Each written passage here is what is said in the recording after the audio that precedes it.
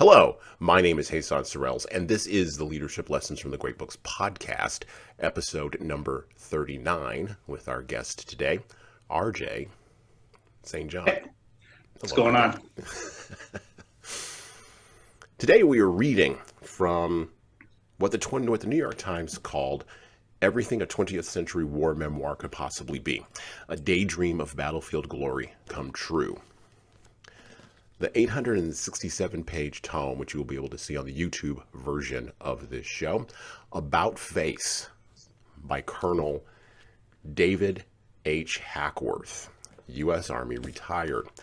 This is a big book, and we're going to have a big conversation about this book.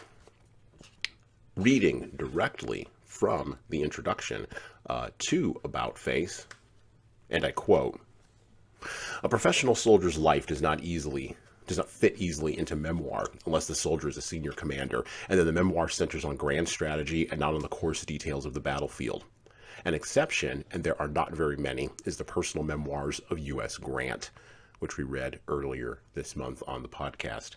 A common soldier's life seems better suited to fiction, where the author can calibrate the distance between the protagonist and the material.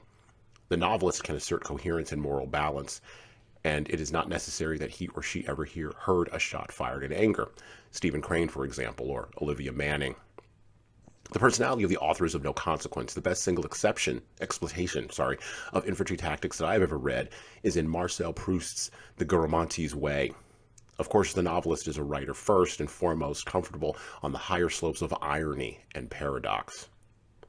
The novelist's reality is a written reality, forged from facts and memories, fragments of this and that, reprocessed and rewired into a narrative, a story.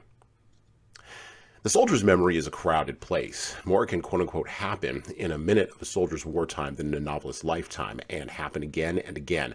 Moments of such excruciating incoherence that to shape it and balance it is to counterfeit it. One might as well try to shape a tempest. These moments are fantastic, scarcely credible, grotesque, sentimental, heartless, usually inexplicable, rarely of beauty, terrible or otherwise, though they can be noble. There is no distance between the man and the action. Nothing falls between the man and the chaotic moment except the years of training and anticipation. A quote-unquote predicament of exceptional awkwardness, according to a northern soldier at Antietam. It is never as you thought it would be. It is hard to conceive of a more demanding assignment than leading troops into battle and keeping them there, saying to a man, do that, knowing that his death might result. A soldier in wartime is a law unto himself, a world unto itself, an exaggerated, exasperated world of utter disorder and misrule, the devil's paradise. It is either that or unspeakably boring, weeks and months of oceanic tedium. Yet, there are those who love it. Love all of it. The drill, the bivouac, the mess, the tent, the duty, the noise, and the silence. Probably no segment of American society is as little known and little understood as the professional army. It is a nation apart with its particular customs, laws, language, economy, vices, and virtues. This is a state of affairs that seems to suit everyone. The civilians can retail cliches about the soldiers, and the soldiers retail cliches about themselves with no one the wiser. The army is as hierarchical as the church, and as class-conscious and snobbish as Great Britain. West Point, it's Eton, and Army War College, it's Oxford. The Army today resembles a great ponderous American corporation, but it was not always so. The Army used to be filled with officers who believed their highest calling was to lead troops into battle, not as one more station of the cross on their way to the E-ring of the Pentagon, military Gethsemane. That was why they were in the Army instead of general dynamics. There are soldiers who studied infantry tactics with the care and intelligence that Picasso devoted to the female face, and so thoroughly that the knowledge became second nature, almost instinct. The soldier is rarely articulate on these matters, as anyone who has read a battle plan or an article in one of the military magazines can attest. These documents, though far from literature, retain a coarse authority. All soldiers know that battle is not symmetrical. It exists in its own lawless reality, unique even as it reverberates. Verdun may have its echo in Dien Bien Phu and Dien Bien Phu in the Khe Sanh, but these are only echoes, not the thing itself. Hemingway's scrupulously orchestrated retreat from Caporetto is a narrative of great power. Novels and histories are wonderful and indispensable, but they are not the thing itself. This book is the thing itself.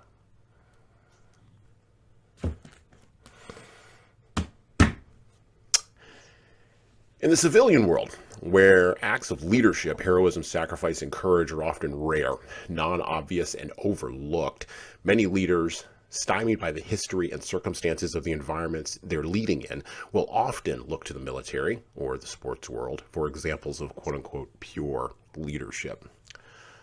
The military provides examples of leadership that seem sharper, clearer, and more definitive because, in comparison to the messy, seemingly chaotic civilian world, the world of the military, at least to the uninitiated, appears to operate with much more clarity. Soldiers are tasked with killing people and breaking things. Officers are tasked with making sure the killing and the breaking doesn't get out of control. And generals and civilian leaders are tasked with providing clear-eyed strategic goals and a definition of victory. At least they are when it all works. But no plan, military or civilian, successfully survives first contact with the enemy, both without and within. Our book today, as I mentioned before, all 867 pages of it, is a combination memoir, strategic analysis, and historical document covering the successes and failures of one man walking through this system in the way a soldier would walk through a field of IEDs or landmines. David Haskell Hackworth, born November 11th, 1930, died May 4th, 2005, also known as Hack, was a prominent military journalist and a famous former United States Army colonel who was decorated in both the Korean and the Vietnam War. Hackworth is known for his role in the creation and the command of Tiger Force, a military unit which was formed in South Vietnam to apply guerrilla warfare tactics against Viet Cong guerrilla fighters. The man in the black pajamas, such as it were. The youngest colonel in Vietnam at the time of his promotion, he was also praised by General Creighton Abrams. Yes, that's right. The developer of the Abrams tank, as quote-unquote the best battalion commander I ever saw in the United States Army. He also had another side.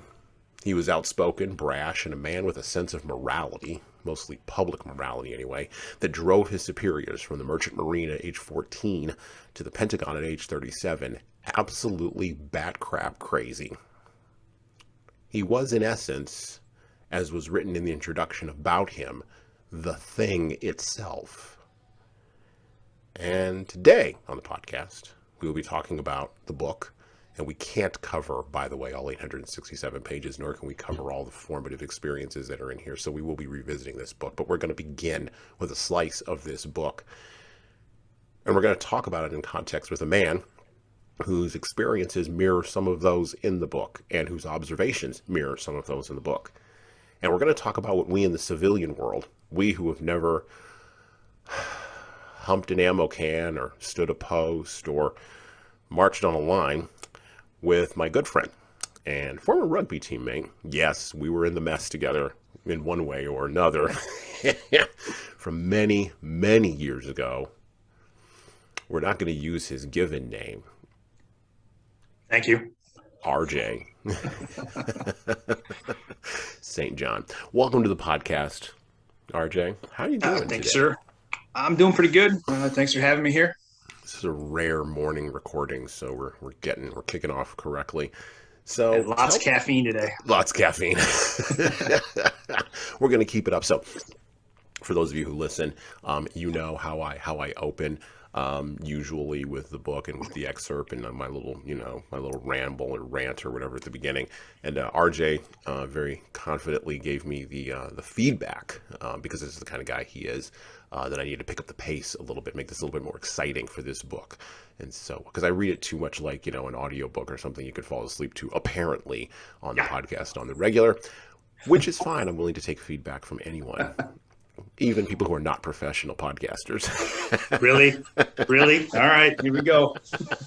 So we're going to get into it today with RJ. So I gave a brief overview of who you are and what you do, but tell the folks where you wound up with the military and how you got in there, and then tell us what you've kind of an overview of what you learned from About Face. Sure. So my name is RJ St. John. I went into the United States Marine Corps when I was 17 in the DEP program. I ended up leaving for boot camp when I was 18. Went through MCRD San Diego and ended up getting hurt, shattered my shoulder, and they ended up kicking me out. A couple of years later, when I was working as a contractor for the Air Force doing security, one of my old friends from the Marine Corps actually was there with the Air Force, and he ended up recruiting me into a security forces unit with the reserves. I ended up at the 934th up in Minnesota, where after 12 years with those guys, I ended up getting out as an E6. I fought in Iraq, fought in Afghanistan. I was with the 506 Air Expeditionary Group and the 838th Air Expeditionary Wing when I was in Afghanistan. As an NCO, I oftentimes operated far beyond what my current rank was, just out of necessity, because unfortunately I had a lot of leadership that was not. And so in order to get things done, I kind of had to, I wouldn't say cut corners, but I had to make sure that things rolled smoothly. And so I gave a lot of my superiors heartburn because I didn't really pay attention to the rank on my sleeve. I just went and got the job done. And I got a lot of paperwork because of it. I got my ass chewed quite a bit. Didn't really care because at the end of the day, all my kids were taken care of.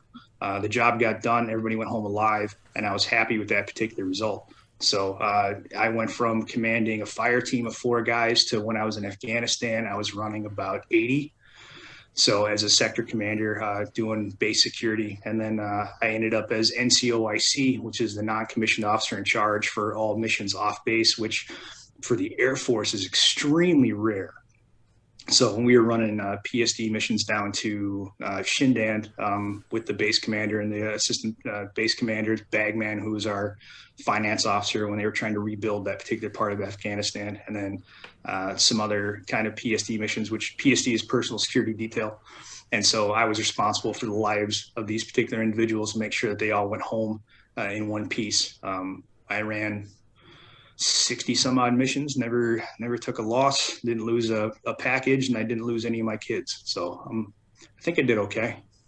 You were clearly a professional and an expert, and we like having professionals and experts who are not, shall we say, cut from common cloth on the show because, well, quite frankly, what the hell do I know about any of that? I've reached that wonderful time in my life where I can say, yeah, you know what, I don't know anything about any of that, and maybe I can bring somebody on who knows something I don't know and Sure. find out about what they know, and that can help our listeners. The way you're wired and the way that Hackworth reads is being wired, and obviously, I mean, I never met the man. I mean, you can see interviews with him all over the internet. If you just search, you know, Colonel David Hackworth, or if you just search Hack, Jocko Willick on his podcast, the Jocko podcast, talks about him all the time, about Face when he picked up this book back when he was a young SEAL in the mid 90s. This book really shaped how he thought about leadership. As a matter of fact, he wrote the introduction to the new edition of the book that is floating around out in the world now. We don't have that edition, and that was not his words that I read from in the introduction. I have the original. I have the OG. Yeah, so do I. And you know, when I'm not knocking Jocko or Tim Kennedy or any of those guys that are in the special forces that have had that hardcore experience, but you all share something in common. And it is that sense, and this is what people in the civilian world like about the military. It is that sense that, and I've heard this from people in the civilian world, is we get the sense over here that there's no dysfunction. Everything just works because the outcomes are so right. Because I'm not saying we're correct, by the way, because the outcomes are so clear to us over here. We're over here, and I hear this frustration from veterans sometimes coming back to work in the civilian world. The outcomes are all muddy. No one knows the goals. The mission is effed, and we're off. We're never off to the races. We're just collecting a check, and it's a bunch of lazy bums. I've heard this feedback before. Well, from the civilian world to the military, it's, dear God, everything's clear there. There's clear command structure. People shut up and get in line. Oh my God, why can't we have that? Talking to us about, and again, just like with Hack, you're wired in a similar way, right? Where let's protect my guys. Let's make sure the mission happens. I heard that even in your description of who you are and what you do. Talk to us about the differences between those two for the uninitiated. You know, my audience is community members. My audience is people running for political office. My audience is people who are managers inside of organizations. Less than 1% of our male population has military experience. Sure. So most people don't run into anybody who's ever served. That's a rarity, even with the wars in Iraq and Afghanistan for the last 20 years that have been so publicized. What's the difference between the military world and the civilian world? What are the similarities? Well, I guess I'll answer the first part of it. Wasn't really a question, but more of a statement that you made in terms of people think that the military functions just as a well-oiled machine. And I'm going to say no to that. A lot. I mean, we have phrases in the military like "hurry up and wait," and that is never more pronounced than, especially when you're trying to gear up for any kind of operation, training, or military combat operation, where nobody wants to be late. And so, your battalion commander will say, "Hey, I want everybody here at 06." All right, cool. We're all here at 06, but the major's like, wow, I want to make sure everybody's here early, so let's make them here at 05. All right, sweet. Okay, well, then he gives all those orders to the lieutenant, and lieutenant thinks that we're all supposed to be there at 05 because that's what the BC supposedly said, even though it's what the major said. And so for him, he's like, well, we got to be there an hour early, make sure we have our crap. So we'll get there at 04. And then he passes it down to senior NCOs who are briefing all the team leaders like me saying, hey, we need to be there at 03. Roger. So we get all my kids online at 03 with all of our kit, not understanding that we're going to be standing out there in the freaking cold or the sun or the snow or what have you for 4 hours waiting for some colonel to come out and be like, cool, everybody's here. All right, you can go back to doing what you're doing. What? And so there's a lot of dysfunction when it comes to structure, because while you're very right, and so was the introduction on the book in regards to there's a pecking order. And there's a pecking order within the rank structure that's very, very similar to what you see in England with the royal family, all the different barons and baronets and dukes and what have you. And there are individuals that I'm not going to talk to you because you didn't go to West Point. I'm not even going to associate with you because, you're from the other classes. That happens a lot in the military. You do find individuals that will bridge those gaps occasionally, but they're extremely rare. And generally speaking, those are the officers that we call Mustangs, which are individuals that started off as enlisted, like Hackworth, and then got a commission either through the battlefield, which is extremely rare. I think the last one happened in Vietnam. Or you have these individuals that go to school, want to come back because they see the dysfunction within the leadership structure and they think that they have a way that they can fix it. That doesn't always seem to be the case. I've got a lot of examples, two that I can think of off the top of my head, where I had two lieutenants that were both former enlisted, that one was really, really good. She really cared about us. I watched her go nose to nose with a full bird colonel when he's given her stupid orders that were going to put us in danger. And her as his second lieutenant, all 5'3" of her, screaming at this colonel saying, no, I'm not going to do it unless you're coming out there with us. Are you coming out there with us? No. Great. Well, then we're staying here and we're not going to do your stupid nonsense. Conversely, I had another lieutenant who was also a former sergeant, who he was a straight yes man. And it didn't matter if they wanted us standing out on the flight line, wrapped in barbed wire, naked, singing a song. He would make sure that we could do it because that's what the colonel wanted. And so there was no common sense with this particular individual. Yeah. And so with the former lieutenant, she actually saw the big picture and she really cared about those underneath her, and to where she wasn't going to put them needlessly in danger. Now, when I was overseas, were we in danger all the time? Generally speaking, yes. But she understood that. And she understood how to read orders in terms of, we don't have enough bodies to do this particular mission. You're going to go do it anyway. No, I'm not. And the fact that she had the wherewithal to stand her ground to a superior officer several levels above her and tell him no, we all witnessed this. And that for us was the premier of leadership, because she wasn't going to just throw us away like this other lieutenant happily would have, just to get another step ahead or another notch on his belt in terms of good graces for this particular commander.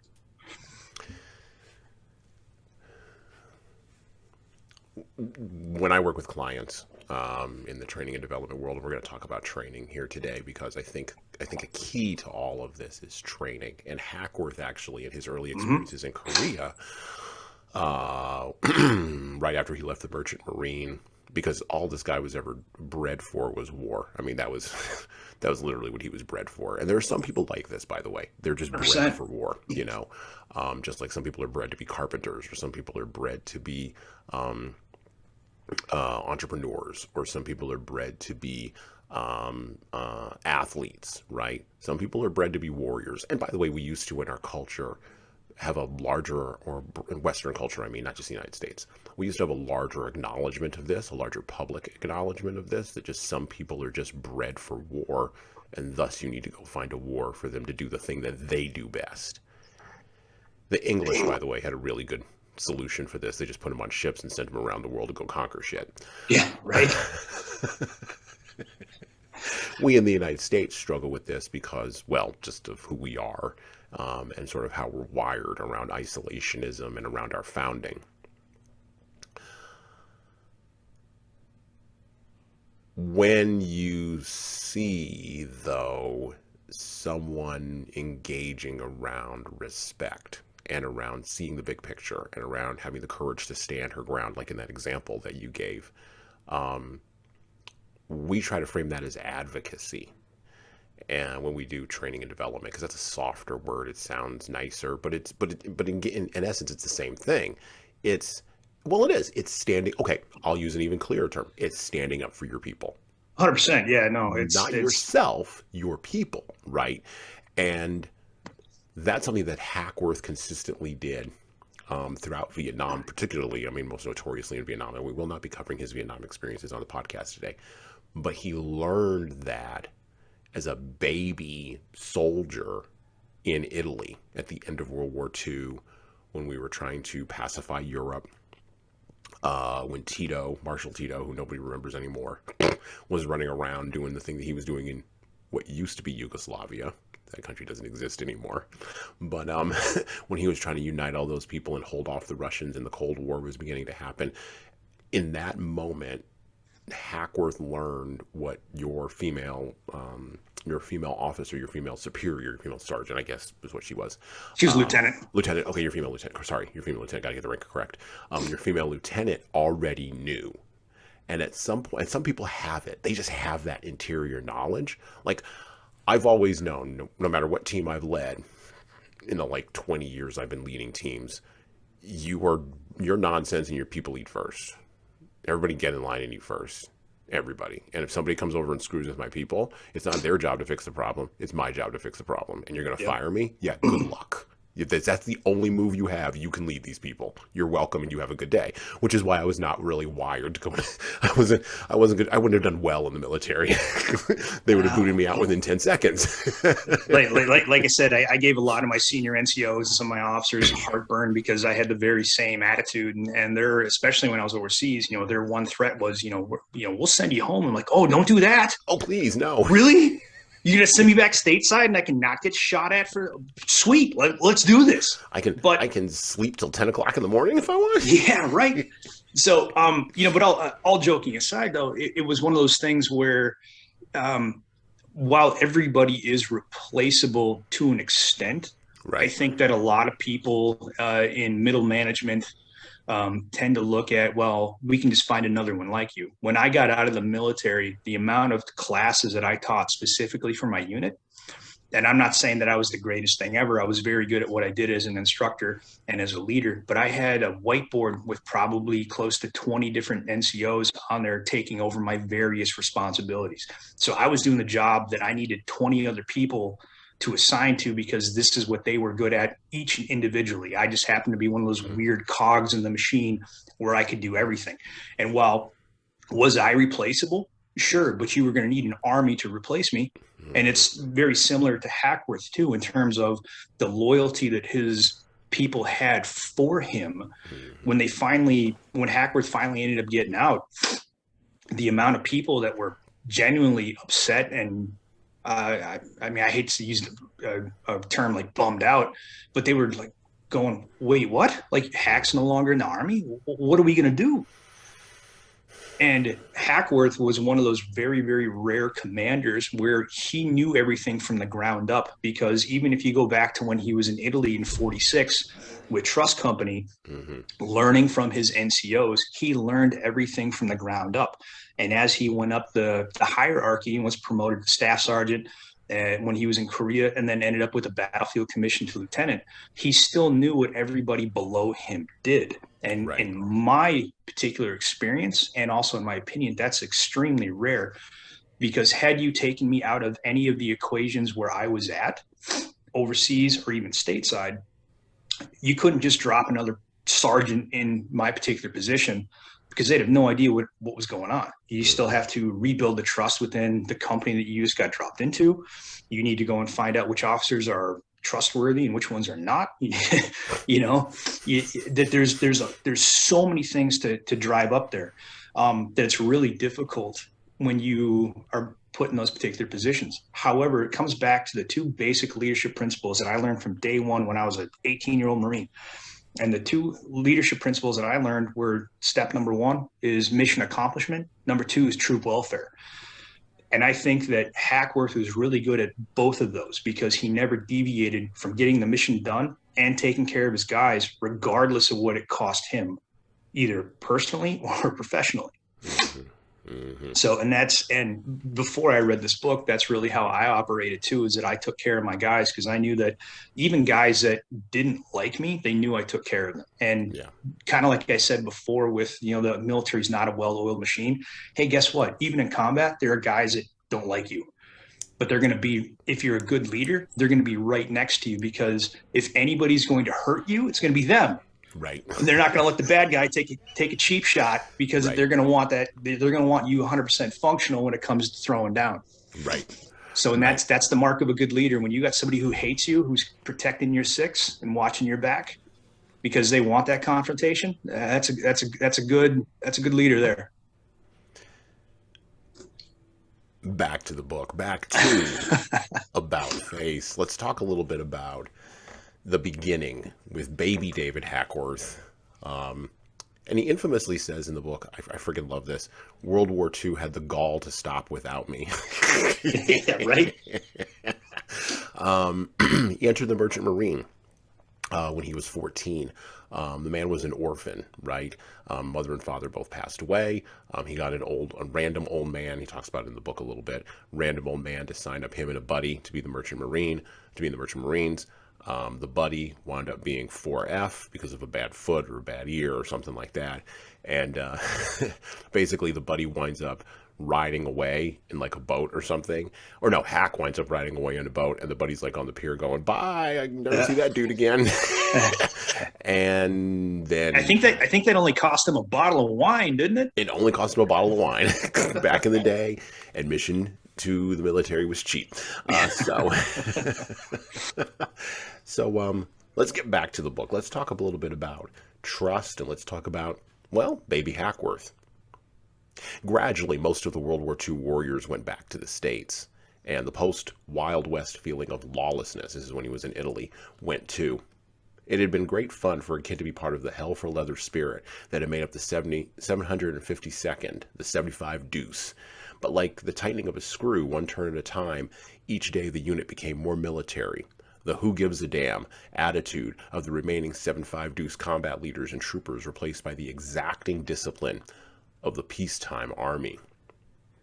For the next 4 years, I learned my trade. 1 year with the Recon Company of the Tank Battalion of the Po Valley, and 3 more with the Trieste United States Troops. Trust.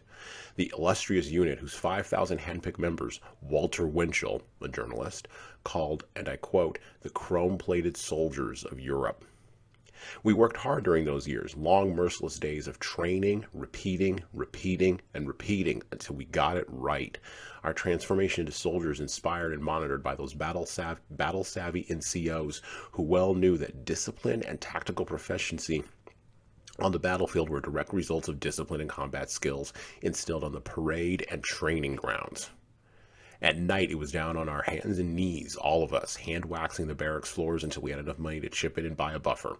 You could eat off those floors, and if you couldn't, your platoon sergeant would just make you do them again.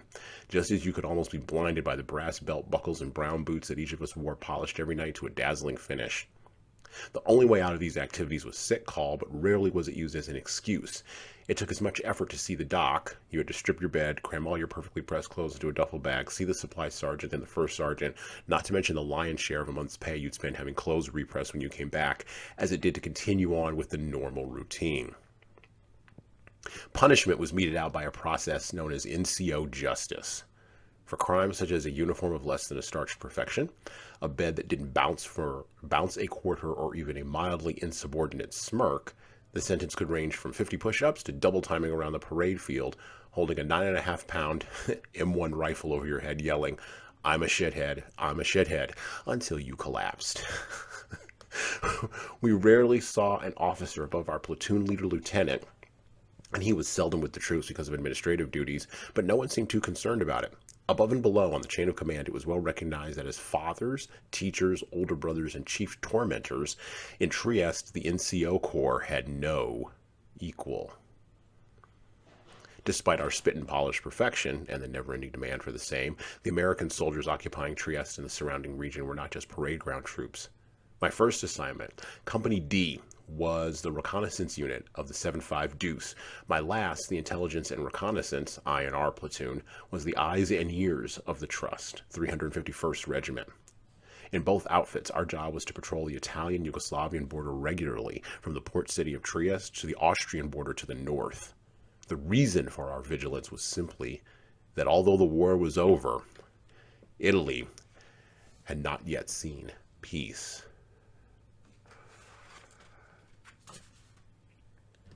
The reason that passage struck me, and again, this is early in Hackworth's career, like really early, like right at the beginning. He doesn't know anything, is because I run a training and development company, fundamentally, right? And we make training and development products and services that make managers and supervisors better leaders. And I believe in the value and in the importance of training people to be leaders. From the New York Times obituary written about Hackworth in 2005 after the man died, and I quote, he, Hackworth, credited his later combat success to lessons learned from the hard-bitten, hard-drinking sergeants with whom he served in his first assignment, the post-World War II border dispute between Italy and Yugoslavia over the port of Trieste. Close quote. People who tell the truth and are unafraid of the consequences for doing so have a hard-won credibility based on experience, and they have the humility to know their limits in the face of the limitless. And these are the people that you want to train future leaders. And that's what he was talking about with his NCO squad. They had humility. They were unafraid of consequences. And they actually understood what was on the other side of the door. Because coming out of World War II, they had seen their buddies' heads blow up, or they'd seen failures of leadership. But training, fundamentally, is what you want to encourage before you implement anything. I wish more organizations did training. What was the importance of training for you, RJ? Because this is one of those tools in my toolbox. I mean, I bang on about leadership, but really it's training, and then get down on the barracks floor and spit and polish it again. But we don't. One of the interesting things in reading that passage now out loud was I thought, my God, if we did this to the younger generation now, people would quit left and right. Yes. And that's a damn shame, in my opinion, anyway.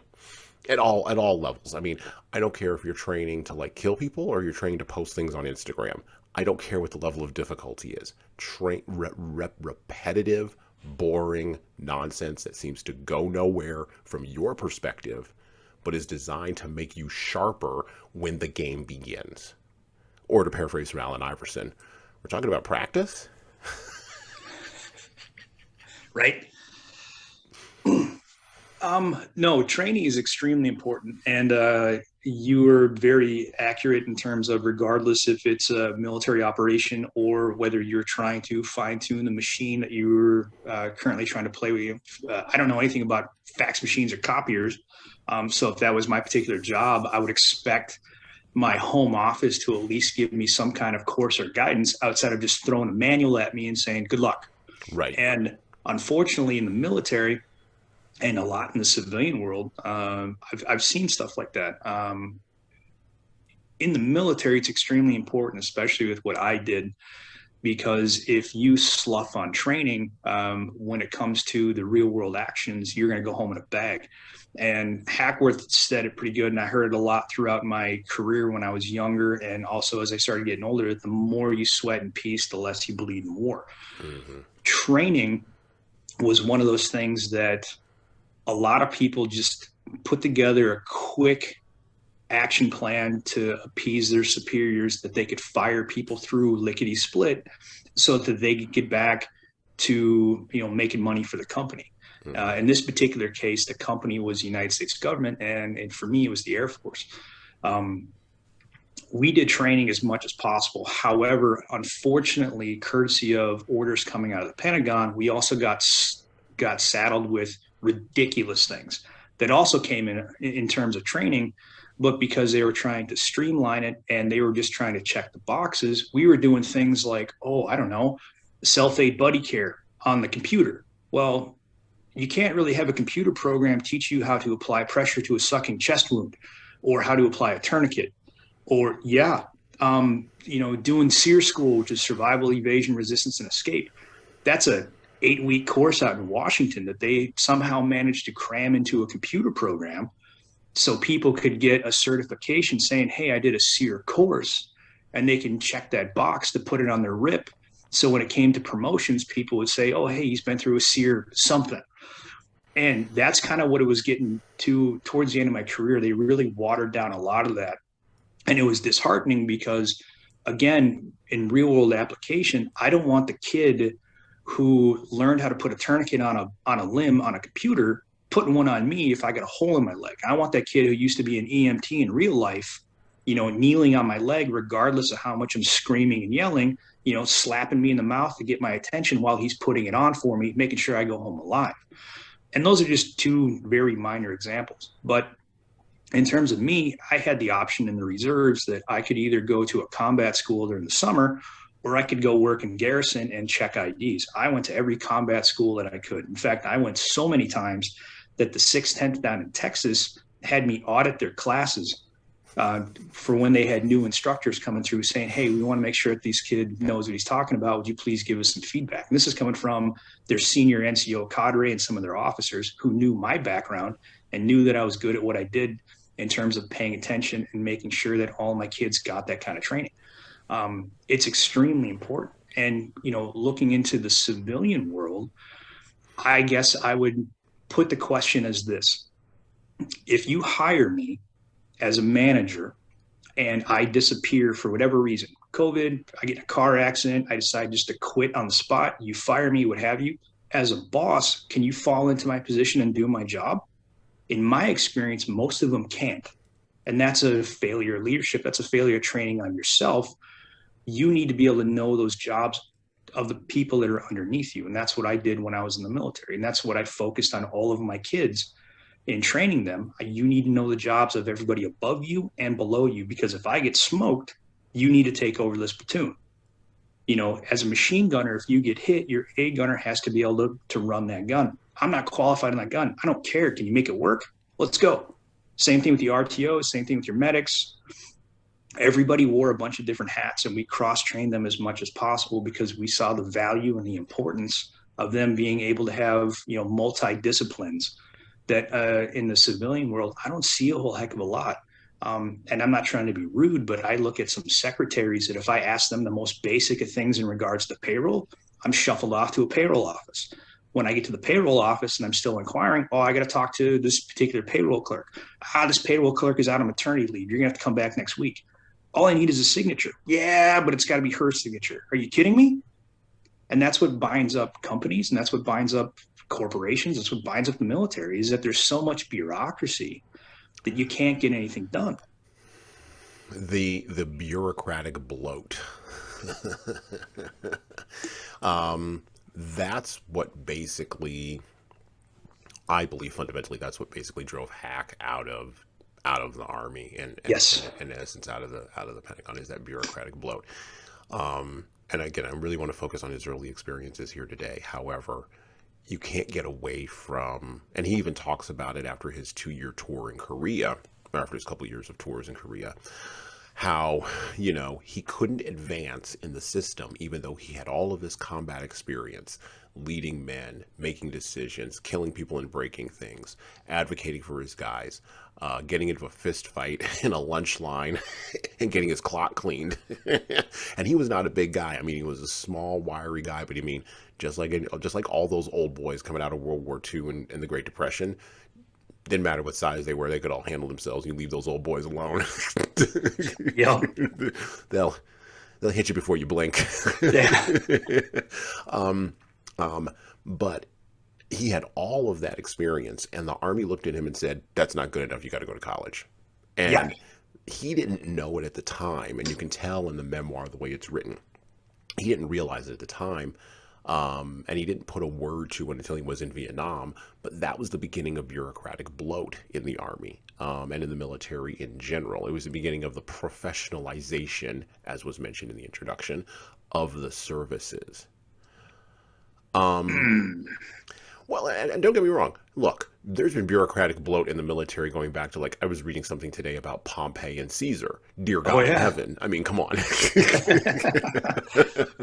So I'm not naive, nor am I delusional. Anytime something gets big enough, you're going to have specialization that's just going to get out of control.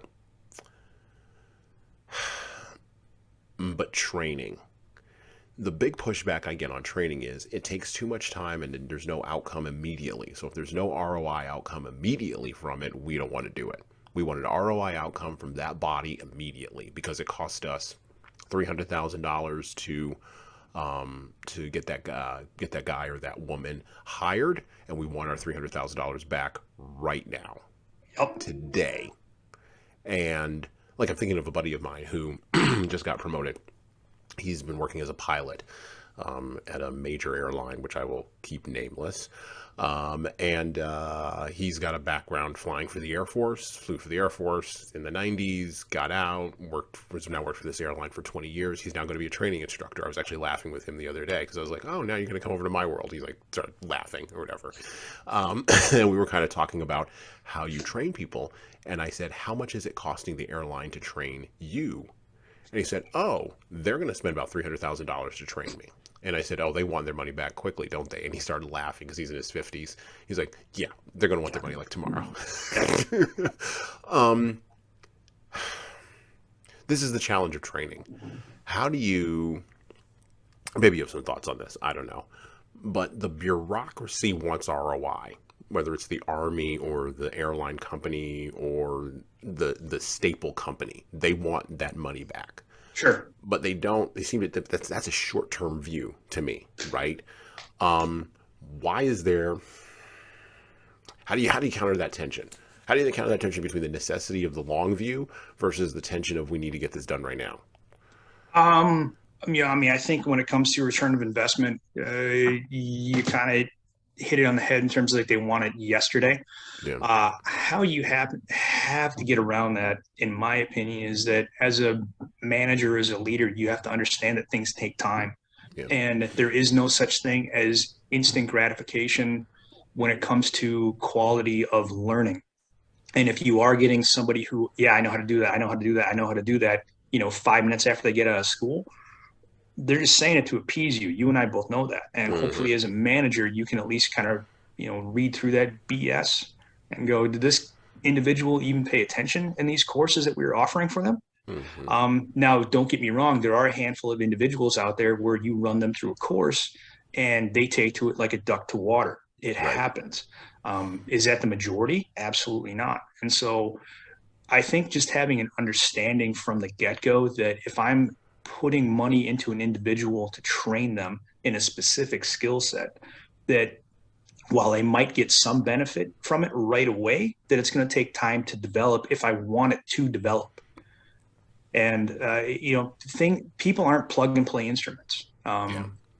And training is very important just to understand what's going on. Unfortunately, I think a lot of it has to do with the individual's attention spans these days.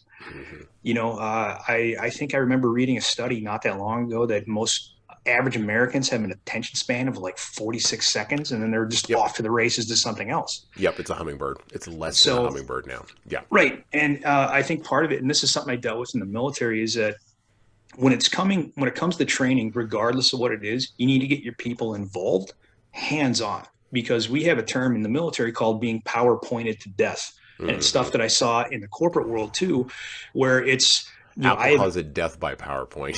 yeah. And it's like, I have individuals, when I was working for the State Department, I went out to DC for a 2-week training course on how to be a leader, which I thought was hilarious because everybody in the room who was sitting in that class was either, I think I was the lowest ranking as an E6 in the military. I mean, I had like a former command sergeant major, I had 2 former captains, 1 former colonel, and I had some 19-year-old kid that was reading to us off of the PowerPoint slides like we were freaking 5-year-olds. Oh, and I'm going, hold on a second. And so part of my critique back to the cadre was me stating that, I understand that PowerPoints are a training tool. But if you're looking for people that are so brain dead that you have to read for me word for word off those slides, that's not instruction.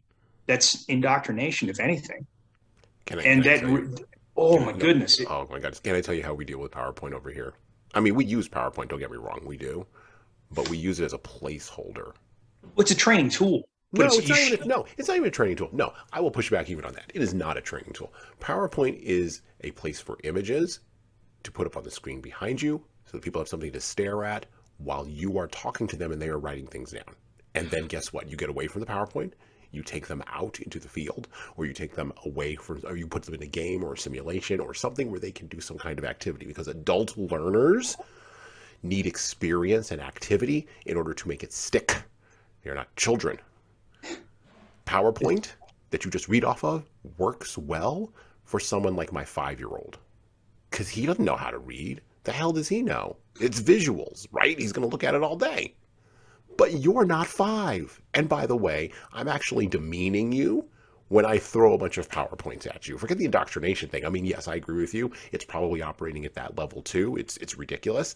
But that 19-year-old they put in front of you doesn't know what the hell they're doing. They're doing something that somebody else told them to do. That person needs to be in the room. Get rid of the PowerPoint. I'll give you a perfect example. Amazon. Jeff Bezos, like 3 or 4 years before he quit that company that he built, he banned all PowerPoint with the engineers in high-level meetings. Because he's like, you got to come in and you got to talk off the top of your head about whatever the hell you're building. And if you don't know it that well, shut up and bring a junior who does. Yep. Because people hide behind PowerPoint. It's not, I push back on it. It is not a training tool. It is nonsense. Let me clarify. So I believe that it is a training tool because it's to act as a guide. But I also agree with you in regards to if you're a subject matter expert. Yeah.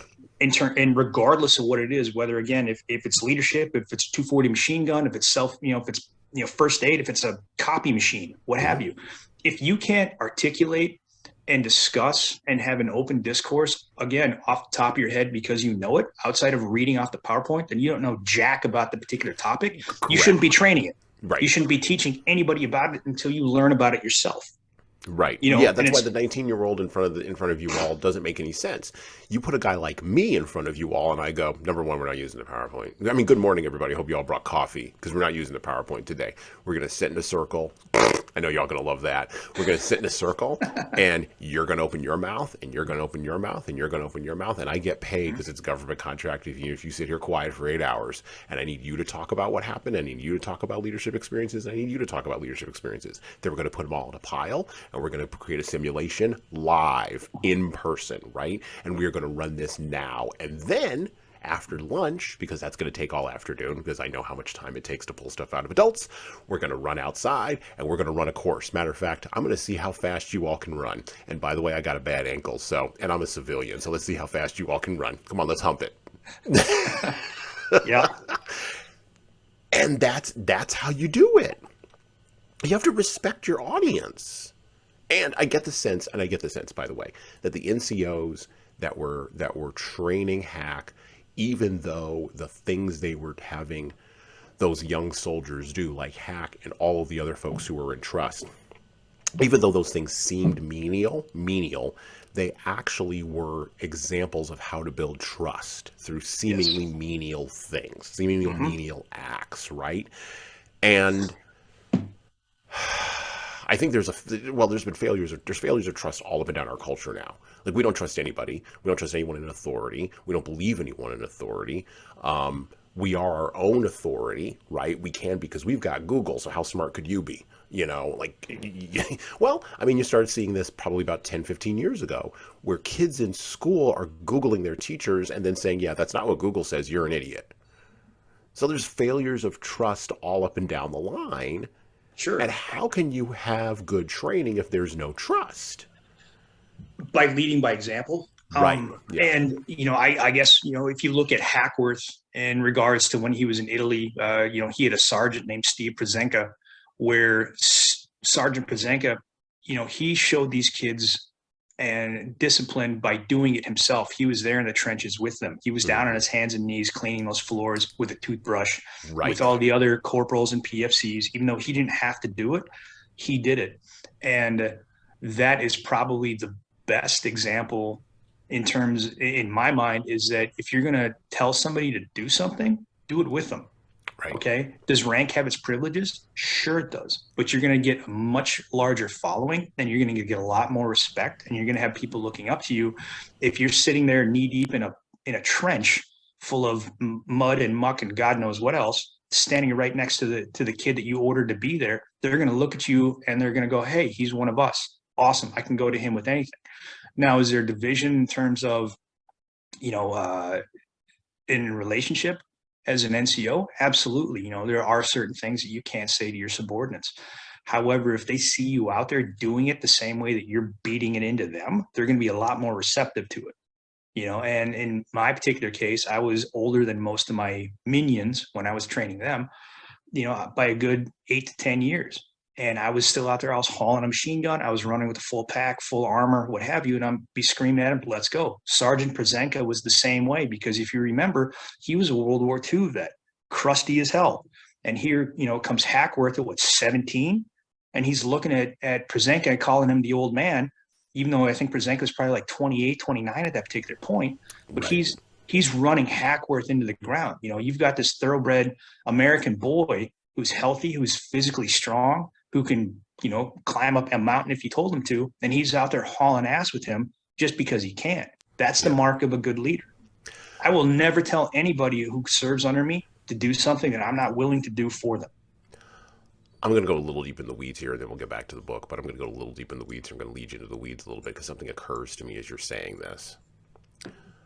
Um, as our culture, work culture, I'll frame it work culture. As our work culture has become more white collar in the civilian world, there's been less of a call for the blue collar attributes you've just described. Things like being able to physically pick up a 70-pound pack and hump it 20 miles. There's less of a call for that. There's less of a call for the mentality of, okay, careful how I put this because I have a lot of women who listen to the podcast, but it's a less of a call for masculine strength now than there has been in the past. Now, that's not saying that those calls still don't exist. I mean, look, the guys who get up at 4 o'clock in the morning, actually, and not even 4 o'clock, 3 o'clock in the morning and pick up my garbage, and it is guys. It ain't women on the back of those garbage trucks. Even though garbage trucks are high tech now and they have robotic arms and you get the heck of a lot less dirty, it's still guys making $95,000 a year because they're getting up at 3 o'clock in the morning to keep your lights on and to pick up your garbage and to, when it sucks and there's weather in Chicago or, here, when it's snowing, it ain't women out there getting down in the hole making sure that the electricity stays on. It ain't women. Sorry, it's just not. So there is still a call for that sort of masculine strength. There's a way of connecting that men connect with each other. And we were talking a little bit before we started recording about Sebastian Junger, and about his book War, and the other books that he's written, Perfect Storm and Fire, and all these other kinds of books, right? Where going in and doing the masculine experience is the thing. I saw this in rugby. The guys who could hump it and the guys who couldn't, right? And the guys who couldn't, both in my experience with you and then later experiences that I had with rugby, the guys who couldn't were the guys who quit. Because like, oh, I scraped my knee, or oh, I turned my ankle, or whatever. And you're like, okay, well, bye. I don't know. And I'm seeing it in jiu-jitsu now. Like, I've been doing jiu-jitsu for about a year and a half or so. And there are people who come in, and I have a martial arts background anyway, so like this is not new to me. But like, there are people who come in and they're like, oh, this is really hard, I need to be really fit, and they never come back. They just don't. Sure. They fail in 10 seconds. And then there's people like me who are just like, that the first time I rolled in jiu-jitsu, the first time I rolled, I sat down after like a good 3 minutes. I lasted 1 3-minute round. I was gassed. I'm 43. I was gassed. And I sat down and I went, okay, that's the game. Got check. And it just locked in at that point, because the mentality that goes along with that masculine ability to do the hard things, I don't think exists at scale anymore. This is where it goes back to the white collar piece. I don't think that exists at scale anymore in a white collar world where everything's easy, at least in America anyway.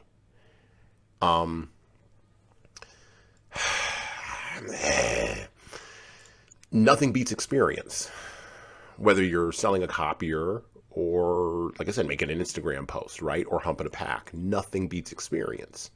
How do people get that experience? And then and the sub question there is, how do we put more of that sort of masculine perspective or masculine energy back into training in places that where the feminine energy is very strong? Because it is. I mean, it is in white collar places. It very much is. And this is not by the way, this is not an outside the bounds observation. Other people than me have said this too. I'm not going to get in trouble on my own podcast, or if I am, it doesn't matter. Well, I mean, I think it comes back to what we were talking about in 46 in Italy with trust company, is that it comes back to the little things. Mm-hmm. And it really does. It's like you look at corporate America these days and you have your personal assistant, you make damn sure that they get you your white grande mocha latte with freaking coconut sprinkles and bullshit. You make sure that they know that, those are the little details. But it can transition to so many other things in terms of making your bed in the morning, finding time to read a book. It's the little things. And if you're demanding so much from your subordinates, do you do them yourself? Mm-hmm. And some people will say things of like, well, I'm the CEO of the company, I don't have to do that. Yeah, you're right, you don't, but you should, mm-hmm. because it shows everybody underneath you, that you're just like them. You look at Bon Jovi. Okay. Mm-hmm. Yeah. Okay. Great musician, what have you. Everybody's listened to Slippery When Wet, and has seen Young Guns 2 enough to where those songs are burned in their skull.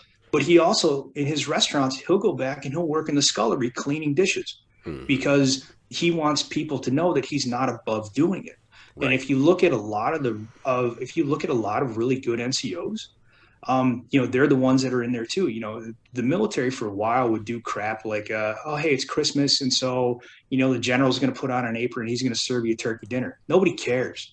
Right. But what they do care about is when you're coming off of a patrol and everybody's hungry and you haven't had a hot meal in 2.5, 3 days. And your NCOs are saying, hey, you go ahead before us. Right. Okay. Rank has its privileges. I easily could walk to the head of the line, grab myself the first hot thing that I see and stuff it in my face. I want my kids taken care of. Right. And when they see that, that's something that is burned in their skull. Like, well, hey, Sergeant St. John did this. I'm going to keep that in my back pocket. So when I'm in his position, I will remember that. Mm-hmm. Because that's how you build that trust with your subordinates and your minions, is that you show them that I can go without for a little bit to make sure that you have it. And that comes back to training too. I want you to be geared up on this kind of stuff. So I will go through second, and I want to learn from you. The best way to learn, or I should say let me back up. The best way to learn, in my opinion, is by teaching somebody else. Right. And in order to teach somebody, you have to know what the hell you're talking about. Now, again, I go back to that CEO. You know, if you expect me to know everything about logistics, you better be able to teach me about it. I mean, it's your Right. company, right? Right. Right. Or at the very minimum, and this is where this is the very minimum, and this is how I kind of run things around here with my company. At the very minimum, if I don't know about it, I know enough to ask good questions to know I don't know about it.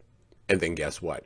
I hire somebody who knows more about it than I do, and then I shut my mouth and listen to them Yep. because I don't know it. And there's clearly things here that I need to know. So please, somebody here teach me something that I need to know because I don't know it. I don't know the right questions to ask. Or I knew maybe 5 of the right questions when in reality, there's a whole bucket of like 15 right questions you should be asking. And I only got to a third of them. Well, sure. And I think another part that comes into that that people need to be careful of is that, you know, you said, if I don't know something, I'll find out the answer or I'll hire somebody who's a specialist in this particular field. Great. Let them run that. I think that the problem, and I ran into this a lot in the military, is that I'd have people micromanaging the hell out of me. Right. Where I would sit there and I would look at my senior NCOs, and in one case, a captain, and I went, "Do you want to do this? Yeah. Do you know how to do this? No? Shut the hell up and get out of my AO. I have things to do. And all you're doing is making me nervous because I don't know why you're here. And Right. everything that comes out of my mouth, you countermand it because you went to the war college or you went to West Point. Hey, guess what? That's really good on your personnel jacket. Out here, it doesn't mean dick. Yeah. So you just sit in that Mat V inside your armor. You can pay attention. You can learn. Shut up. Yeah. Yeah. We went Maybe off into the weeds pretty good there. it's okay. It's fine. I jogged you off into the weeds. It's fine. And maybe it's not masculine energy. Maybe it's more like a masculine mindset because women can have this energy too. Oh, 100%. You know, and I want to be very clear. I'm not taking away anything from that, but what I am doing is saying the opportunities for finding those moments of where the hard work is, and usually it's physical work, but where the hard work is, like if you're Bon Jovi washing dishes, that's physical work. I don't care how many different ways you cut it. I've washed dishes before. I don't think the technology's changed like in the last 20 years since I haven't, washed a dish in the back of a restaurant. I think it's probably still the same. It's pretty similar. It's hot and it's a lot of stainless steel. It's hot. It's stainless steel. There's a lot of detergent. You come out and your hands are ridiculous. Okay, yeah, pretty much the same. Okay, that's physical labor, and there's something about. And psychologists have explored this over the course of many years, but they haven't really landed on an answer yet. I'm sure, I'm sure our common friend David Baumrucker, I'm sure he could tell us. Oh yeah, absolutely. Sure he would tell us. But there's a link between the psychology of, not the psychology, the mindset psychology of being willing to do that work and the work itself. And I don't know where that link is. I'm not sophisticated enough. I'm still learning about that, but I'm sure there's a link between those two things. And I fundamentally believe that that's what training is for on the top end. But I also believe that fundamentally that's what makes people better at life. That's what makes people better at existence is, and I'm not diminishing being behind a computer and being a computer programmer, don't get me wrong, but getting out from behind the computer, getting out into the physical world, engaging with that, doing the physical labor, training in a physical way to make yourself better, even if it's in something that's totally the opposite of whatever the hell you normally do. So like if you're a computer programmer, take up carpentry. You may suck at hammering a nail, but take up carpentry. I'm not saying you're going to build a house, but take up carpentry. But you're going to learn. But you'll learn something. You're going to learn. Absolutely. And I think I'll countermand or gardening. that. I don't know. Sure. I think I'll countermand that just a little bit in regards that I don't necessarily think it needs to be physical. Okay. It can just be something that's outside of the norm of what you normally do, or what the status quo is for somebody of your rank, if you will. And I think one of the best examples that comes to mind is when I was in Afghanistan. Believe it or not, I ended up doing a personal security detail for none other than Vince McMahon from the WWE. Now, here's a guy at that time who was worth $500 million. Mm-hmm. That he flew out to this remote fob out in Western Afghanistan. He easily could have stayed in Kandahar, where there's 70,000 people and plenty of individuals to keep him safe. with the USO tours, he decided to charter a helicopter on his own because the military wouldn't fly him to Shindan. And he took a couple of people, no security detail, and he just showed up. So I get called over and I see this individual and I go, "Are you're Vince McMahon?" He said, "Yeah." I'm like, "What are you doing here? Where's your security detail?" He goes, "I don't have one," and they wouldn't let me come. So I just said, "Screw it, I'm coming anyway." This guy for a week stayed with us. He ate bologna and cheese sandwiches and drank Turkish Cokes and had the occasional MRE. He slept on a cot that was about a foot too short for him. I never heard this guy complain once. And I was with him for about 7 days. I never heard him say a bad word about anything. And here's a guy who also took the time sitting in the hot sun for 14, 16 hours a day. He talked to everybody on base, whether it was a contractor, whether it was the Army dudes, whether it was the handful of Marines that we had there with us, the TCNs who were sitting there cooking our food or doing our laundry. He talked to anybody. He would give them a half hour of his time, unequivocally. If you came up to ask him something, he'd say, "I'm in the middle of something. Please come back and find me later." Did he have to do that? Absolutely not. But he did. He went outside of what was expected of him. And does that make him a good leader? I think it makes him a hell of a good person. Mm-hmm. Mm-hmm. Because I know that if I had $500 million, if I'm being serious, the last place I'd be going to be friggin' Afghanistan. Are you kidding me? But he did that, and the morale boost that it gave to my guys, because we hadn't seen an American outside of somebody wearing a uniform in 10 months. Yeah. And then all of a sudden he shows up and he's talking to everybody. I mean, we talked about fishing back in northern Minnesota. It was surreal. Mm-hmm. It was a conversation I never expected to have. And my opinion of him went through the absolute roof because, again, I look at the other USO tours that were coming to the other various bases when I was in Iraq and Afghanistan, that they had, 30-man strong security element for one person. He literally went and bought a helicopter and flew out to us because the military wouldn't give him air transport. He's like, "All right, I'm going anyway. Screw you." Right. So, and that's so outside of the norm. I think if more people did things like that, and I'm not saying that, whatever CEO or middle manager who's listening to this has got to fly to a war zone to kind of get some cred, go do something that's good for your community. Go do something that doesn't benefit you. Yep. And I think that'll go a hell of a long way. Yeah, I think that there are plenty of people who listen to my podcast who do those things on the regular. I mean, they give out turkeys, to their community, and they actually do the turkey distribution. When there is a disaster in the community, they show up. I know I've seen them. They show up. Those kinds of acts for most middle managers, as you put it, have to be localized. And there's plenty of opportunities. I mean, my God, there's no dearth of opportunities. There's plenty of opportunities everywhere to go out and get your hands dirty, get engaged with the community. And if you're wondering as you're listening to this, okay, well, that sounds interesting for those two guys, whatever. Okay, well, you can maybe take that approach. But, I know you're burned out when you get home, but there's no better cure for burnout than helping somebody else who can do nothing for you, who can do absolutely nothing for you, who isn't even in the same maybe socioeconomic rank or status or level that you are at. And so, I think people do understand this. I think people do it quietly, but it always does bear speaking about out loud. And hey, just watch one less Netflix show, just one less Netflix show an hour, and you'll get there. You'll get there. So many things in there about training, so many rabbit holes to run down, but back to the book, back to About Face. By the way, the edition that we have is published by Touchstone, Simon & Schuster. We are not covering the whole book. We cannot possibly cover the whole book. It is gigantic. It was a military book club main selection back in the day. And the original edition that we have was published in 1989.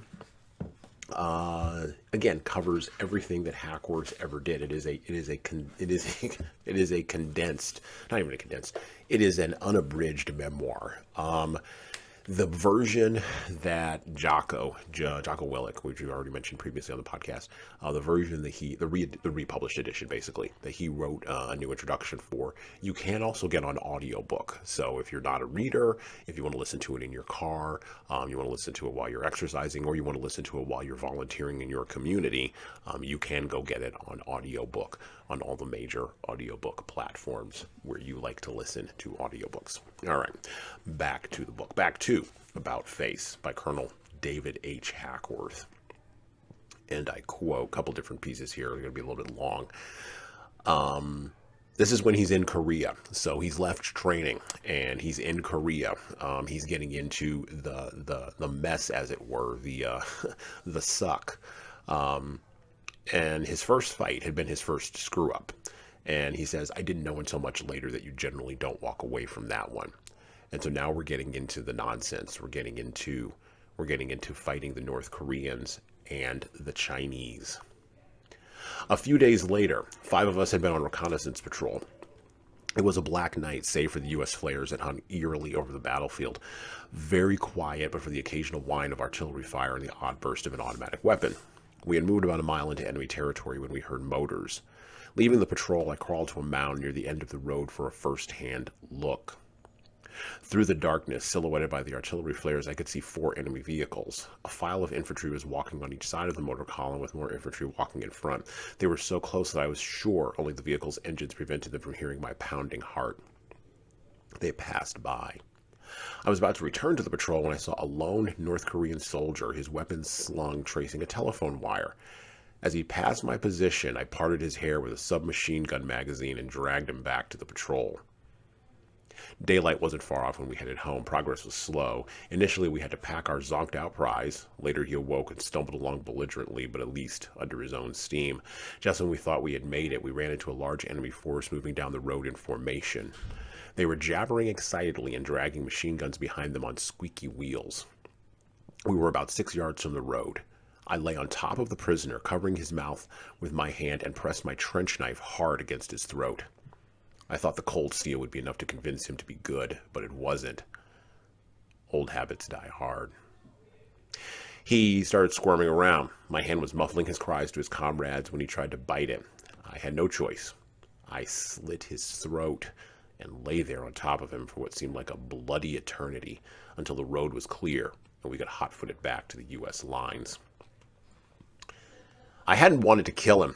I would have rather have captured the guy. A live prisoner is worth 1,000 dead hombres, but I was probably as scared as he was, and in a millionth of a second, I'd had to decide, and it was either him or my patrol. Killing that guy and one other incident probably hammered home most that Korea was not some training maneuver, that I was really in a war, boots and all.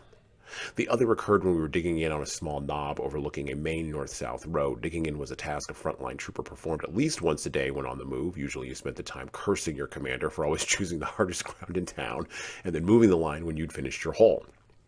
Some of us thought it was an army plot to keep us in shape. For myself, I'd rather have done 1,000,000 push-ups. But on this particular occasion, we'd gotten some great dirt. It was soft and loose, a breeze to dig, and I was about 2 feet down in no time. Then my shovel hit something mushy. A few quick scrapes revealed an olive drab green material. A few more uncovered the decaying corpse of a man with bright red hair and a 24th Division patch on his moldy fatigue jacket. The soldier's hands had been tied behind him with communication, commo wire, and he'd been shot in the back of the head. 3 more bodies were found by other troopers on our little knob, and all killed and buried in the same way. Company was notified. They said the men probably had been killed at the beginning of the war. That was when the 24th Division, the 25th sister division from the pre-World War II Hawaii days, had fought along this road. We were instructed to dig out the dog tags and provide 8-digit coordinates where each body was found. The atrocity did little for morale, but a lot for fighting spirit. There would be no love lost for an enemy as savage as the North Korean Reds. So much for the Korean police action. I and my friends all fought. This was all-out war. No quarter given.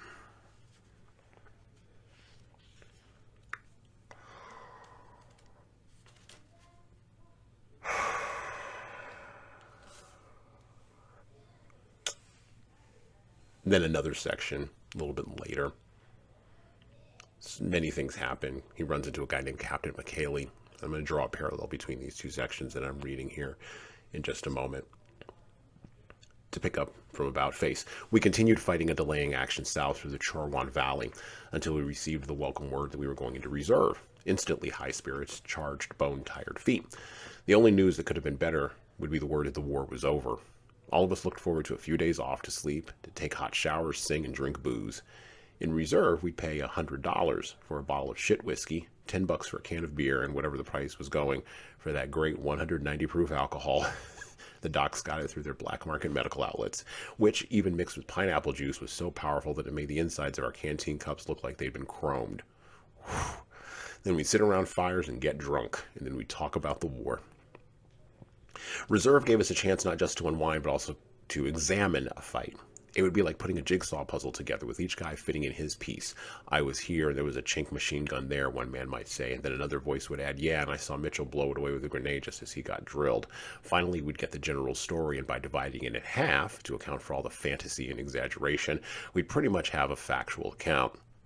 The problem was that in the middle of a firefight, you only see what's going on in front of you and maybe what's happening directly to your right and left. You can't get to the big picture, so you never really know what happened, but you want to, you need to account for friends dead and wounded, to find out what you did wrong so it doesn't happen again, and to give credit where credit is due, because in reserve, we'd also talk about the Gilcrests, the DeBoers, and the Aguadas. Reserve was where the heroes were recognized and legends were born and nurtured. It's also a time when award recommendations would be submitted. Normally, company would call and ask for recommendations. We'd scratch them out in a crude fashion on C-ration boxes, cardboard from ammo cartons, or whatever writing material we could scrounge. Hey brother, how do you spell machine gun? We'd ask one another.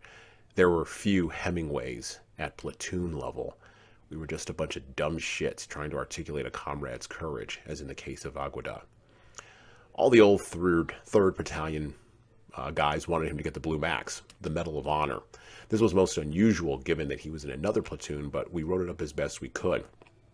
Quote, we recommend PFC James Aguada for the Medal of Honor. James Aguada was a brave soldier. He shot a lot of gooks and saved our ass up on Logan. Aguada was a good man. He deserves the big one. Unquote. This recommendation went back to the rear to a very literate captain, sitting in a nice warm tent at regimental awards and decorations, who determined who got what by reading our statements.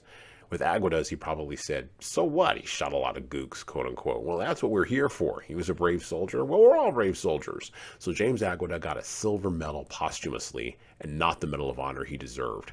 A silver star is a damned high decoration, but it's not the Blue Max. It's not even a Distinguished Service Cross. Aguada's bravery, which to our minds saved the platoon, perhaps our whole company, went unrecognized only because we didn't know how to say it. Infantrymen were fighters, not writers. In one way, we prided ourselves on it. We didn't have time for such quote-unquote pussy stuff. But the fact was that infantrymen in Korea came as a rule from the bottom rung of the social and economic ladder. The squads were made up mainly of poor whites, blacks, and yellows, a dispensable rainbow, uneducated, with nothing to keep us a step ahead of the point of a bayonet. And if a doughfoot got killed, his parents generally didn't have the education to write and ask why.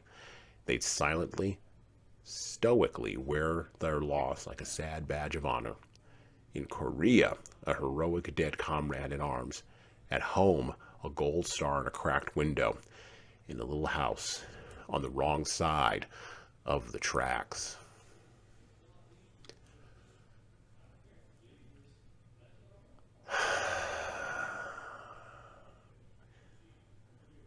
I read both of those passages together because there's a line that links both of those ideas. First off, killing a man and understanding that, oh, now we're actually in the game and now this is serious. And then the idea of being from the bottom of the socioeconomic ladder and not really understanding the value of being able to explain what you do. My father was in Vietnam, and he had a lot of experiences in Vietnam, many of which I never heard about. And like many men of his generation who were born in northern Kentucky / southern Ohio, and as a black man coming out of that area in that period of time in the 1950s, a generation later, he would be part of the machine that Vietnam chewed up, the machine that Hackworth looked at and said, what the heck are we doing? The machine that McNamara said, hey, let's just throw more bodies at because surely that will solve the problem. The machine of illiterate brown and yellow and white, poor white, let's be clear, people who have, quite frankly, in America, at least in the 20th century, fought and died in our wars. But Hackworth figured it out. He figured it out and he wasn't well educated himself, but he figured it out from the point of like being able to kill somebody and being able to make that decision in, as he said, in a millionth of a second, all the way to, oh wait, we actually have to figure out how to write this up so that the right people read it in the right kind of way so that this person gets what they deserve, because the person who deserves this thing doesn't actually know how to describe what they did. They just did it. There's two pieces to leading, and in business leadership, just like in leadership on the battleground, it's not just enough to do a good job and show up. We talked a little bit about that in our last little jog. It's not just enough to do a good job and show up. You also have to be able to talk about it. RJ can talk about what he does and what he did, but it's really hard to talk about that in terms that other people understand. How can leaders, here's the question, how can leaders, RJ, articulate what it is that they do in the millionth of a second when they have to take a life for people who aren't there and will judge them later, who are in the hierarchy, who are far away from the work, who may have forgotten even what it's like to get their hands dirty? That's a good question. And you're a poet, by the way. And by the way, Jocko is an English literature major. Like all of the people who actually like are warriors, and you'll note this in history too. Miyamoto Musashi, warriors and poets. There's something that goes along with writing and being able to kill a man. And I don't know where those are, where that line is, but there's a line there. There's a through line in being able to do the thing and then explain the thing in a descriptive way to others who weren't there. How do you draw that line if you're a leader? I think a lot of it is just an understanding of that particular situation. And Hackworth put it pretty clearly in regards when they were doing their AARs, which is your after action report, and trying to get everybody's input, and then again cutting it in half because that's going to be much more accurate. Not embellishing, actually having the wherewithal to tell the truth about what occurred during a particular situation, whether it's in combat or whether it's, there was someone took all the creamer in the break room and you didn't want to replace it, and yet you're trying to blame the janitor because he decided to overdo it in his coffee. Taking that responsibility and actually being able to stick to your word and stick to your story. I've seen a lot, both in the military and also in the civilian world, of individuals that are placed in a situation where they have to describe an incident, whether it's good or it's bad. And depending on who they're speaking with, they tend to embellish or downplay depending on what they feel the outcome is going to be. If they feel that there's going to be some disciplinary action, they try to downplay it as much as possible. If they feel that there's going to be a good cookie at the end of it, they're going to, oh shit, no, I did that. I did all of it. I did it all by myself with one hand tied behind my back and and my pants down. It's really about honesty. And I think that having, you referenced Miyamoto Musashi, he had the honor to be able to put that into words. Hackworth had the same thing. He had the honor to tell a fairly straightforward story. And if you read into this book and all of it, you will realize that he's telling the truth because he routinely references how badly he screws up and the punishments that he gets routinely, whether he's getting yelled at, by somebody who's just above him or a 4-star general, even as a lieutenant colonel, when you're getting screamed at by, a general in the Pentagon, man, you screwed up. But he took it and he learned from it. And what I found fascinating about some of his excerpts in here was the fact that he fully admitted that he was human. I make mistakes. I have to live with a lot of those mistakes. In his particular situation, some of those mistakes cost people their lives, and it's things that he never forgot any of them. He writes about them frequently. But those other mistakes that he that he did to try to better the lives of the people underneath him, those are the ones that I found the most amusing, because I did a lot of that stuff when I was in the military too. I went out of my way to, I wouldn't say plunder, but I definitely acquired a lot of things that didn't belong to me for the benefit of the people that were immediately around me. Yeah. Um, We're but annexing this Jeep and we're going to repaint it, and y'all be quiet. right. And it's stuff like that when he got hemmed up, which he did when they finally got it, he easily could have been like, that was, Sergeant Pearson's, that was his fault. No. He took it and he goes, no, that was me. I authorized it, and he took whatever punishment was meted out to him. And which we look at too later on, it hampered his career Yeah. for parts of it, because he was honest about it. He got a bad EPR, which is an enlisted performance report. I think when he was in, I can't remember if it was in, I think it was when he was in Korea, that affected his career all the way Yeah. up until almost Vietnam, Yep. because somebody, said, he's immature. Well, yeah, but you're going off of actions that happened 10 years ago. You think I haven't grown? Yeah. Well, Well, I mean, he was 19. Like, but when I read that, I was like, yeah, I guess, you know what? I guess the fact that there's no forgiveness in the machine isn't new to social media. That's the first thing my brain went to. Like, oh, sure. okay. I guess old tweets being resurfaced. I guess, I guess your permanent record was a real thing when you were a kid. You probably should have paid closer attention to that idea. Yeah, right. Um,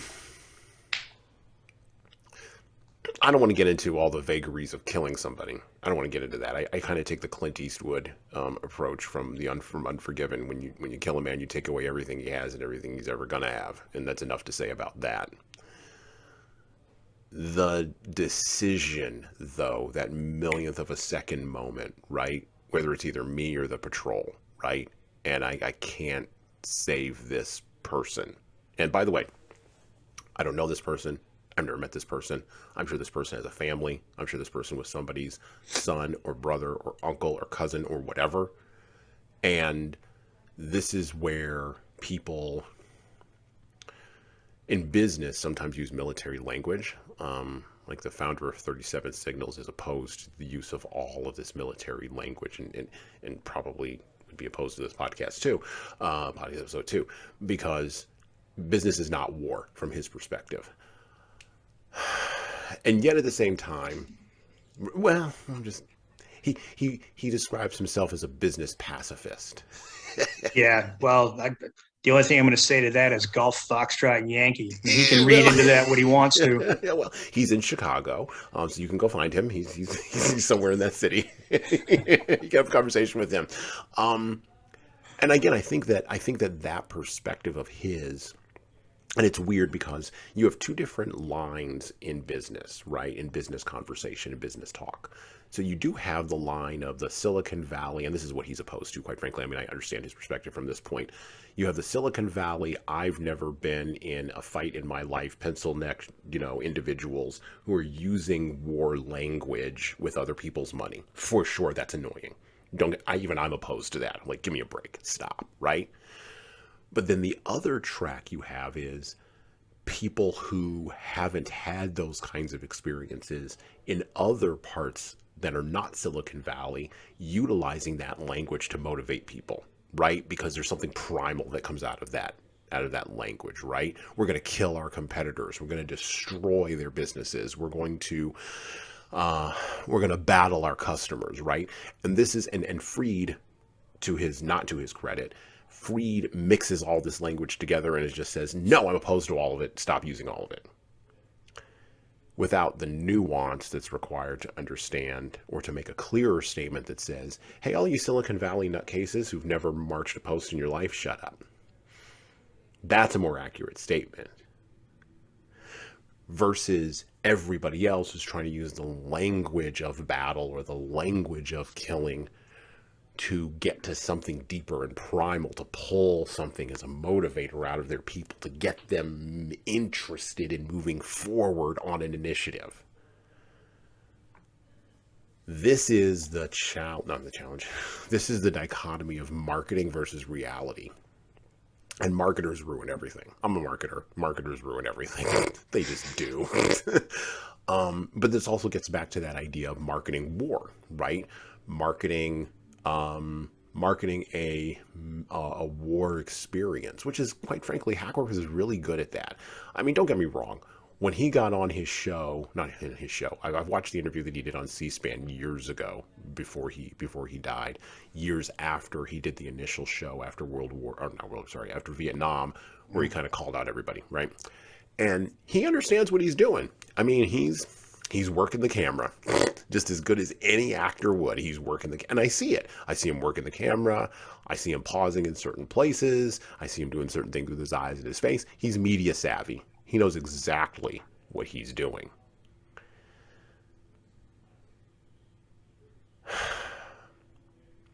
How should leaders in business? No, not how should. I'm going to ask you a even more direct question than that. Should leaders in business be using war metaphors, particularly around a guy like you or other people who've actually done the act of taking someone's life? Or is that language we should just abandon and find some other language, because we just don't have the experience to give that language meaning beyond just surface marketing? Well, I guess if you start banning words, there's a whole bunch of other words that I would definitely put forward first, such as individuals that are saying like every 4 seconds. I just want to slap them in the mouth and send them back to grammar school. Right. Drives me absolutely insane. But we're gonna get back to the book here after we finish. I'm gonna reach through this. I'm gonna get you. He's coming for me. He's coming for me, folks. But no. To answer your question, do I think you have to change the vernacular? Not necessarily. However, I do believe that you have to have an understanding of it. When you look at words like kill, maim, destroy, they're part of our lexicon, and it doesn't necessarily have to do with business. I mean, if you have an infestation at the house of rats, I want to kill those little guys. I'm going to war. I'm going to war right, with rat. 100%. So how is that any different than, going to war with your local newspaper, if you're selling papers yourself? You can use that vernacular as long as you use it properly and constructively.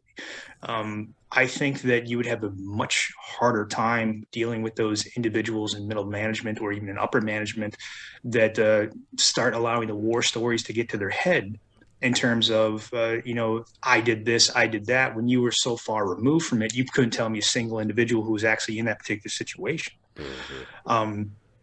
Don't change the vernacular. I think that's a huge problem that we have these days, is that we're trying to find user-friendly words that make everybody happy. Hey, guess what? That's not how it works. That's not how life works. Right. Okay. You're going to say things that's going to piss somebody off, even me. Oh, yeah. And you just have to learn to be an adult about it. And you have to understand that you're going to hear words and phrases that you might not agree with, but you can't lose your mind every time that somebody says something that doesn't agree with your particular parameters. So when it comes to language such as, and especially for marketing, we're going to do battle with Nike and sell a better shoe. I don't care, because if I'm worried about what kind of vernacular that you're throwing out there to try to sell your shoe, saying that, oh, battle triggers me because, I fought in several engagements overseas. What's that do for me? And what's that say about me as a person? That to me shows that if I allow a word such as battle, war, combat, whatever, get into my psyche, that something's already damaged inside of me to begin with, I need to go talk to somebody, because I can't function in the normal world, much less run a company or even like a section within a company if I'm worried about what somebody's going to say to me. Because how am I supposed to constructively articulate an issue that I'm having if there are certain words that I can't use because I'm afraid that, Joe Schmo, who we hired 2 weeks ago, might lose his mind, go get a lawyer and sue the company? That's no way to run your life. Sorry, I disagree. There's no way to run a company anyway, at the very minimum. Right? So unfortunately, though, we've gotten to this place in society where, kind of like Hackworth when he was calling people out for the absolute disaster in Nam, people don't want to take that responsibility, and so they're going to shovel it down as far as they can to the lower rungs. Well, you And use that term grown up, and you're the probably about the fourth person this week that's used that term. Not with me, not directly at me. I'm fine. But in the context of like other things, well, right, I'm fine. Trust me, I'm a grown up. I got a corner on that. It's fine. I got a house on the block and we're good. Um, but I'm hearing this term being thrown around more. Or it's like when you buy a yellow Maserati, you see yellow Maseratis everywhere. All of a sudden, oh sure, my God, everybody's got a yellow Maserati. No, it's just you've got one now. So maybe there's something going on in my head this week about what does it mean to be a grown up. But I'm hearing this term more and more, and I think it's because there's a failure, not a failure. Yeah, no, that's the right no word. No, failure. there's a failure of the grown-ups in the room to control the kids at a cultural level. And I think part of this may be psychologically, and maybe I'm going to use a broader term here, not religious in a religious sense, but spiritually, I think flowing through the ether right now with the death of Queen Elizabeth. Because that woman, and I don't care about the royal family, I could care less about those people. They produce nothing, go away. And I don't ever want to hear about any of you again. Meghan Markle, I'm looking at you. Never again do I want to hear from you ever again. You're done. Go away. But she won't. She'll be around for 10,000 years now. Queen Elizabeth II, no matter what you may say about the royal family, them not producing anything, no matter what I may think, she was a grown-up. She was a grown-up in the old school sense of the word. Honor, respect, stiff upper lip, took herself seriously but not too seriously, knew the Yep. boundaries, demanded respect. I mean, for God's sakes, Donald Trump respected that woman. That's amazing. I mean, this is a guy who Justin Trudeau tried to shake his hand and he literally laughed in his face. Angela Merkel, Donald Trump had no love for Angela Merkel. As a matter of fact, because he couldn't do a deal with her on NATO, I am convinced that led to her no longer being the German prime minister. She could have run for another term as German prime minister. The people loved her. He wouldn't do a deal with her. He literally looked in her face and was like, no, sorry, pass. No respect, right? But the Queen? You didn't muck with the Queen. She was a grown-up. There are grown-ups in the room. There's grown-ups in organizations. There's grown-ups in celebrity. There's grown-ups in politics. Where have all the grown-ups... There's grown-ups in leadership. Where have all the grown-ups gone? Where are they? Because we need them. I think the kids are running things on Instagram Reels and TikTok. right. Well, I mean, I'll give you an answer, and then I think that this is a whole nother conversation. But I think it goes back this is to rabbit hole. Yeah. I think it goes back to our generation when we were kids. You go back to that old book, my friend, what was it, My Friend Flicka, where the kid was raised with a television. Yes. And that's how it was for us. And it's no fault of my parents or my grandparents. It's just how things were. However, I didn't really learn a lot of those really good, parenting skills until years later that I probably could have been learning as I was growing up by observing my parents, because they were never around. And I think it's just a compounded situation where it's almost like a copy of a copy of a copy. The further you get from the original, the worse it gets. And nowadays, kids have no sense of consequence. They really don't, because nobody smacked them in the head and say, hey, what the hell are you doing? I think it goes, to the participation trophy in any sporting event or even at work. Like, hey, cool, you showed up and you did your job. Here's a blue ribbon. Like, really? Like, where am I? That doesn't make sense. There's no sense of striving for excellence anymore, because that even if you do a subpar job, you're still going to get something. What's the point? I look at when you and I were playing rugby together, we had the all Minnesota tournament. How many trophies did they have? Do you remember? They had two, first and second place. Yep. That's it. And that was it. How many teams showed up for those tournaments? 20, 30? 30, something like that. Yeah. Oh yeah. Right. There's no reward for coming in third. Good luck. No. And you look at even some of the bigger tournaments like down in Wayne State where they've got 80 to 100 teams showing up. You think they're going to hand out 80 trophies? Get out of here. You're out of your mind. But it gave you something to fight for. It gave you something to play for because I wanted that piece of hardware to take home and show everybody, hey, this is what we did. This handful of knuckleheads with a bag of balls and no coach, and we're destroying Division I schools like Minnesota. Mm-hmm.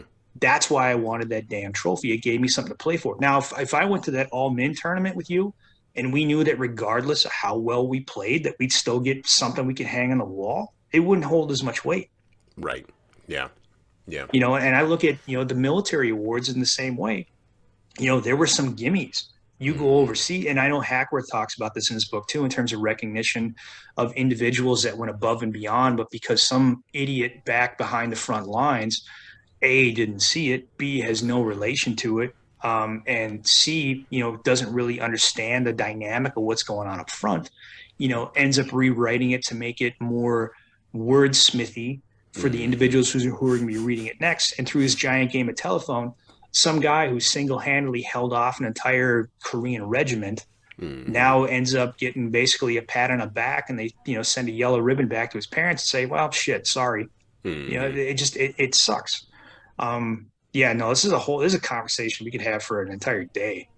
So you might want to get back to your book. I think that's good advice. I think maybe that's good direction. I think maybe we should get back to the book. As we turn the corner, and again, I want to be very clear. We're literally in the first fifth of the book. We haven't gotten out of the first fifth of the book. This book is deep. This book is big. There's a lot of things in it. You can take it a fifth at a time. 867 pages. It's no slouch of a book. And the pace at which it is written is, I think RJ would agree, it's a fast-paced, well-written book.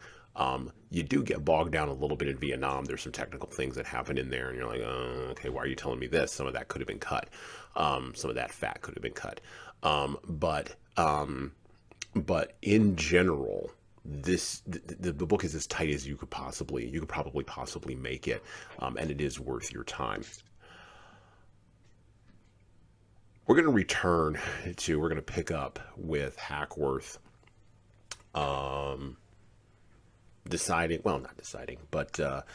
he leaves Korea after his first couple of tours, and he goes back stateside, has a few adventures, and we're going to pick up on right around page 120 with him in there, and he has returned back to Korea.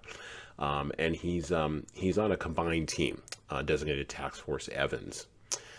And where he picks up there is very interesting because he makes a point about leadership that I think is worthwhile for us to discuss. He also talks about the skills that are required to play poker, which I'm not going to get into poker. I was going to do a whole thing on poker. Not going to get into poker. Instead, I want to talk about the leadership piece. We'll talk about poker a little bit. Maybe we can weave poker in. We'll weave poker in. Because I think that leaders can learn from poker and can learn from chess. I think these are two key games that leaders have to play in order to be successful leaders. And even if you don't care about poker, and you don't want to lose any money at poker, which he wasn't worried about losing money, but if you don't want to lose money at poker, you can watch the World Poker Tournament and actually pick up a ton of good skill sets for leaders. And then chess, chess is the classic strategic game. It ain't checkers, kiddos. I'm even teaching my 5-year-old to play chess. I've made my daughters dangerous, and I look forward to making my son dangerous. It is a game of strategic thinking. It is also a game of patience, and it is a game of, it's a game of patience and strategic thinking. I'll leave it at that. Hack, however, here wants us to really focus on leadership, and so back to the book, back to About Face. In the chapter By the Direction of the President, which is a great chapter title. Soon our combined team, designated Task Force Evans, after Dell event, our company commander was ordered to pass through the front and probe a series of small, Chink-occupied hills in preparation for a UN limited offensive, which was jumping off the next day. We breezed out, riding the backs of tanks. When we got close to the hills, the infantry dismounted and deployed in a line of skirmishers. Mines, mines, came a sudden urgent cry. We froze. A quick recon revealed my platoon was in the middle of an American AP minefield full of bouncing Betty types. For infantry, the worst in the inventory. By the way, pause here. A bouncing Betty is one of those little suckers, and when you step on it, it's a landmine. And when you step on it, it bounces. The old school ones did anyway. I don't know if the new ones do, but it bounces. It comes up. It kind of circulates a little bit in the air, but usually the bounce is high enough. Usually about waist high, sometimes about nose high, and then it explodes and takes off your face, or takes out your guts, or does some other kind of damage. Takes out your legs. They're spring-loaded anti-personnel mines are pretty ugly, and basically what happens is that when you step on it, you arm it and you disengage that spring, and as you step off of it, it'll spring up, and so it's in between you and the person behind you, and it'll pop up your right to about waist level, and then detonate, and then it'll get both of you. Yep. So they're ugly. They're ugly, and back in the day, they were really hard to detect. Back in World War II, back in Korea. So back to the book. We carefully reorganized at a respectful distance behind the tanks, and while the Chinese watched us from the hills, and by the way, at this point in time in the Korean War, the Chinese were helping out their North Korean allies, and so the Americans and the Chinese were directly fighting each other. Just so that you know, here on the podcast, Americans and Chinese have fought each other in a war already. Well outside the effective rifle range, the tanks proceeded to lead us through the field, blasting lanes with their tracks. Meanwhile, the enemy started lobbing a few mortar rounds, but never got close.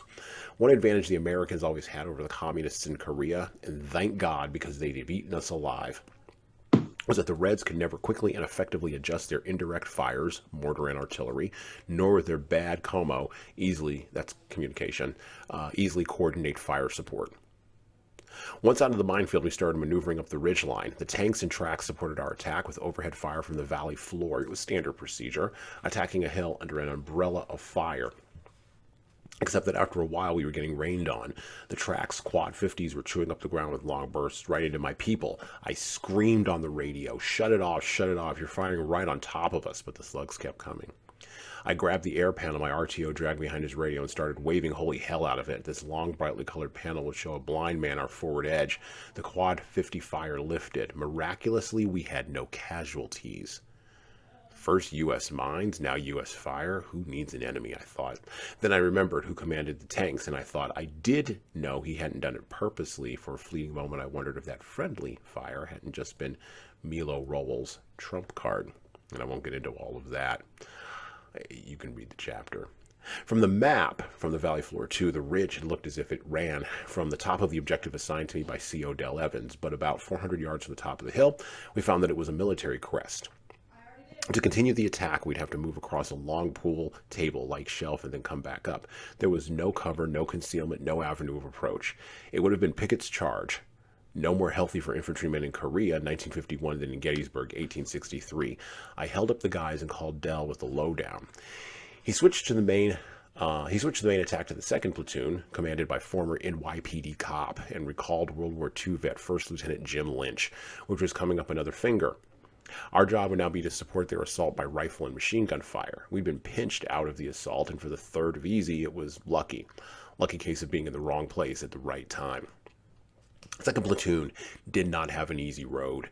The Chinks were solidly dug in, and we're not about to be shoved off their hill. The first part of the mission to determine the enemy's disposition was accomplished the minute we locked horns.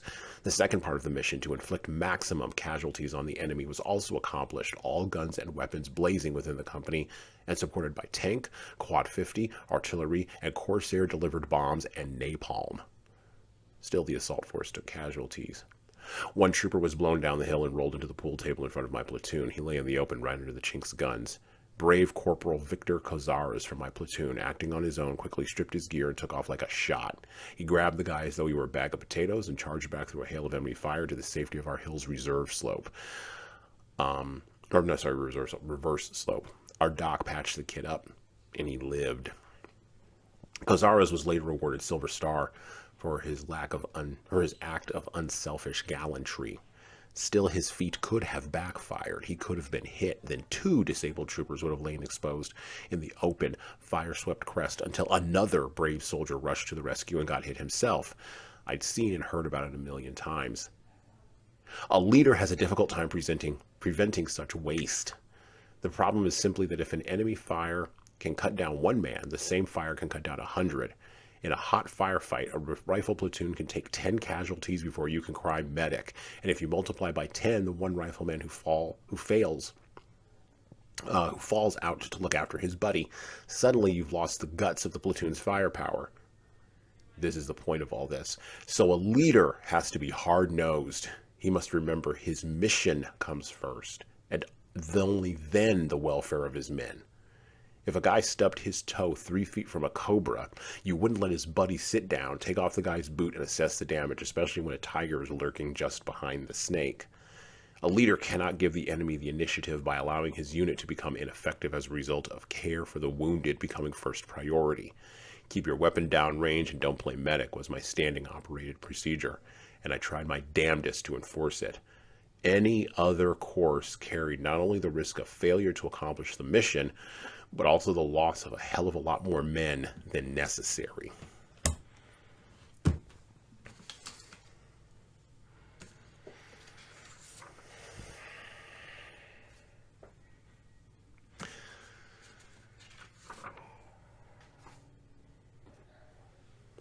You said it at the beginning of our episode today. You said that there's the mission, and you said you even focused on this. There's the mission, and then there's the welfare. That's it. Those are the only 2 things. But how do you know? How do you know which is which? When the cobra pops up, it's easy because the cobra's there. You're freaking out. Like I think of a recent incident that happened in my own life. But you know, and my wife kind of got a little bit mad at me. But you know, you move the person out of the way so that the danger is over, and then you can assess a whole bunch of other different things, right? Because that's the mission. The mission is you keep this person alive, or the mission is, you know, well, the mission is you keep, I'll frame it that way. The mission is you keep this person alive, right? So the mission becomes the welfare at a certain point, right? But there's a line between those 2 things. How do you walk that line successfully? How do you know where it is?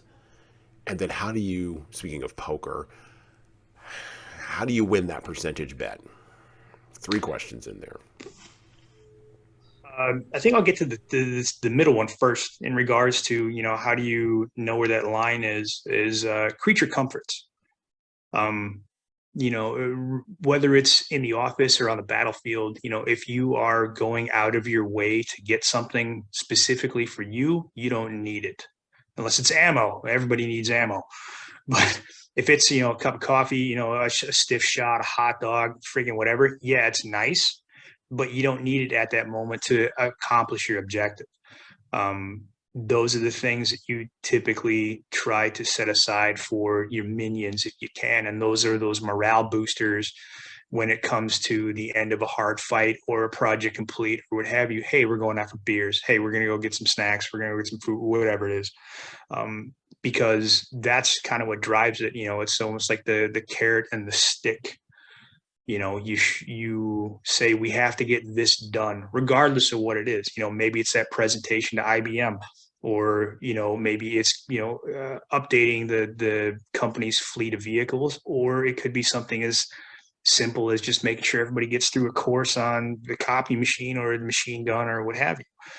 Reward them afterwards, but you can't do it all the time. That's the thing.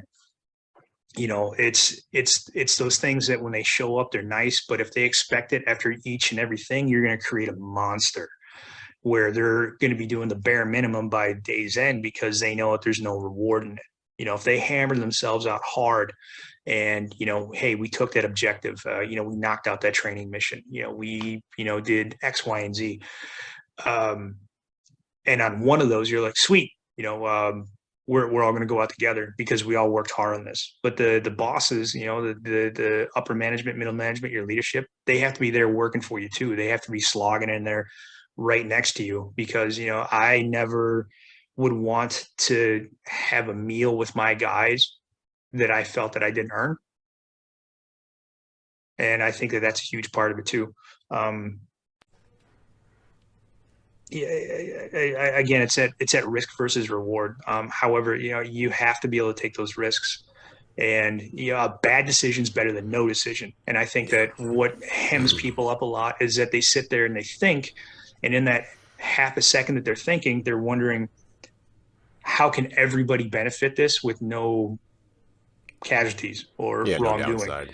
Yeah. And it's like you can't live your life like that. You have this individual who running across a battlefield to save a wounded comrade.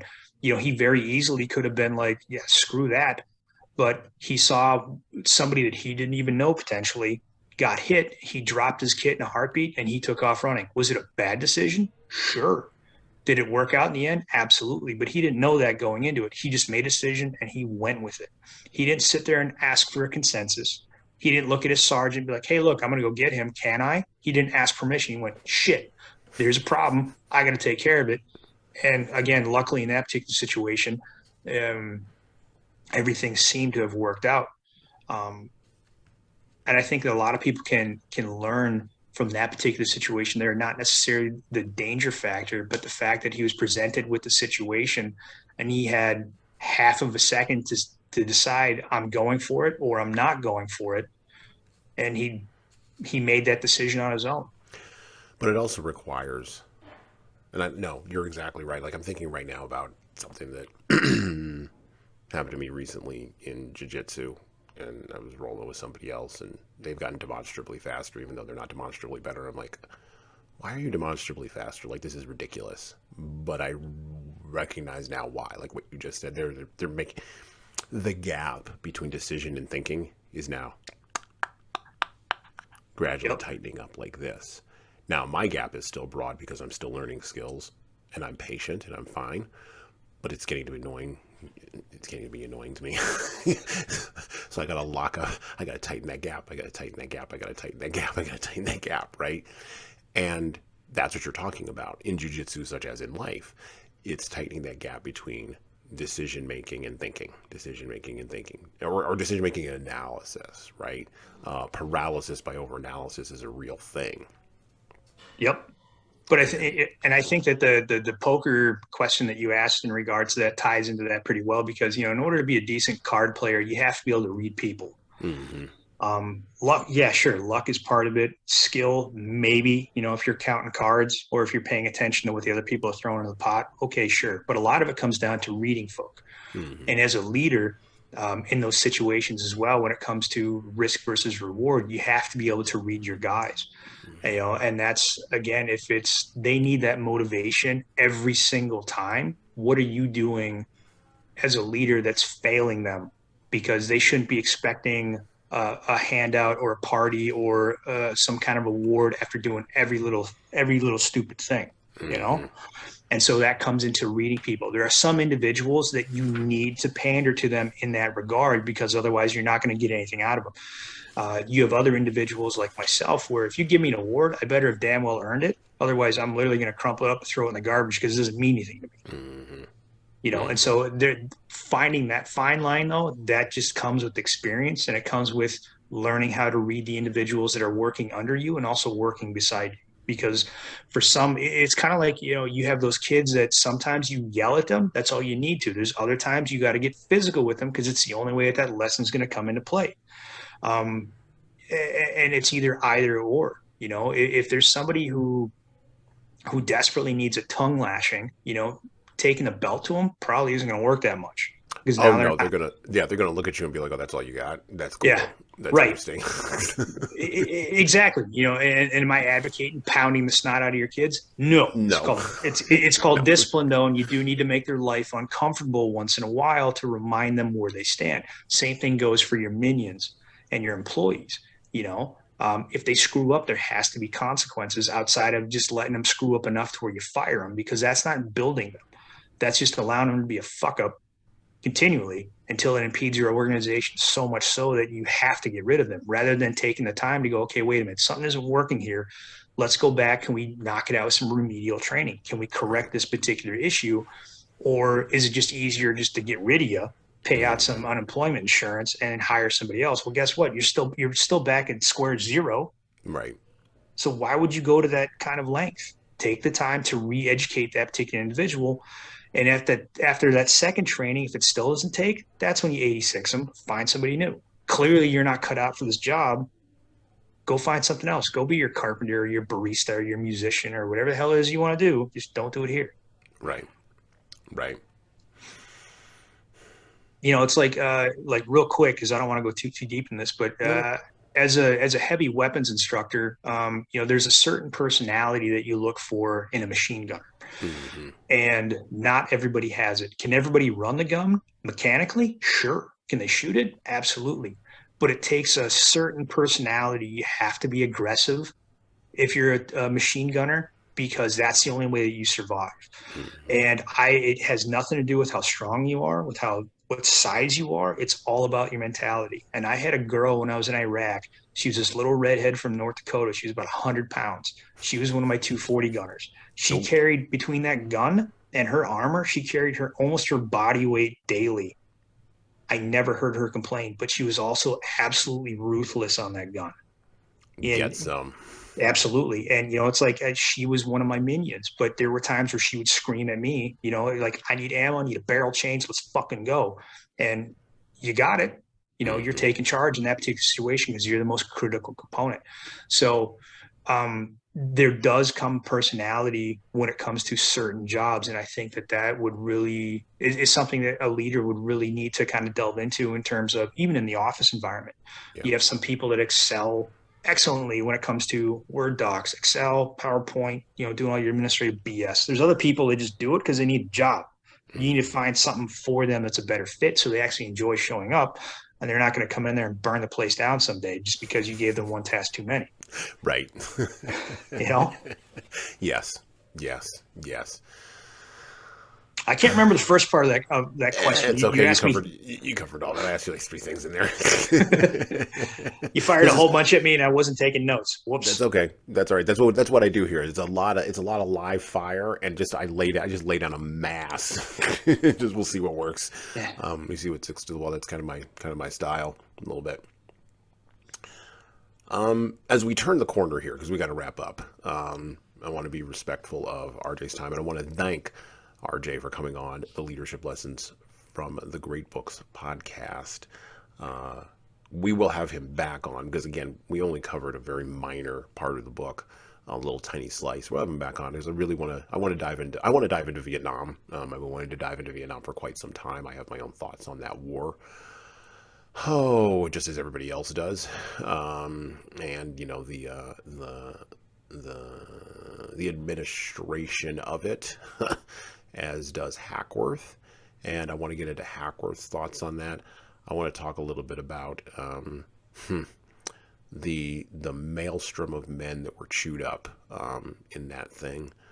58,000 guys died in what was, in essence, deemed, at least at the beginning, a police action, just like in Korea, and was treated very bureaucratically by Bob McNamara and others. And even for all of that, was almost won and then was lost. And that's the most frustrating thing to me about Vietnam is that you can almost win the war and still lose the thing because of decisions that leaders make. Bad decisions that leaders make. Ooh, I've got a.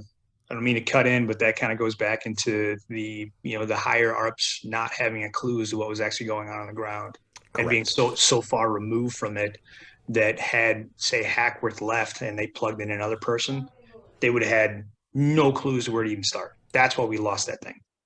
Yeah. Well, and it seems to me, and again, this is one of those wars where, and I said this when we first invaded Iraq, and during the second Iraq War, and I said this then. I said I hope that we have battalion commanders who are on the ground and who are in the offices back at the Pentagon. I hope, and I said this again back at the beginning of it, I hope that we have people who have learned all of the correct lessons from Vietnam, not all of the wrong ones. Again, that's a whole other conversation. And that is a whole other conversation that we will get into in a whole other episode of this podcast a little bit later on down the road, because RJ and I both have thoughts on that. Oh yeah. From looking at how that all ended up. But wars, look, war is the health of the state, right? And war is cruelty, as William Tecumseh Sherman once infamously said.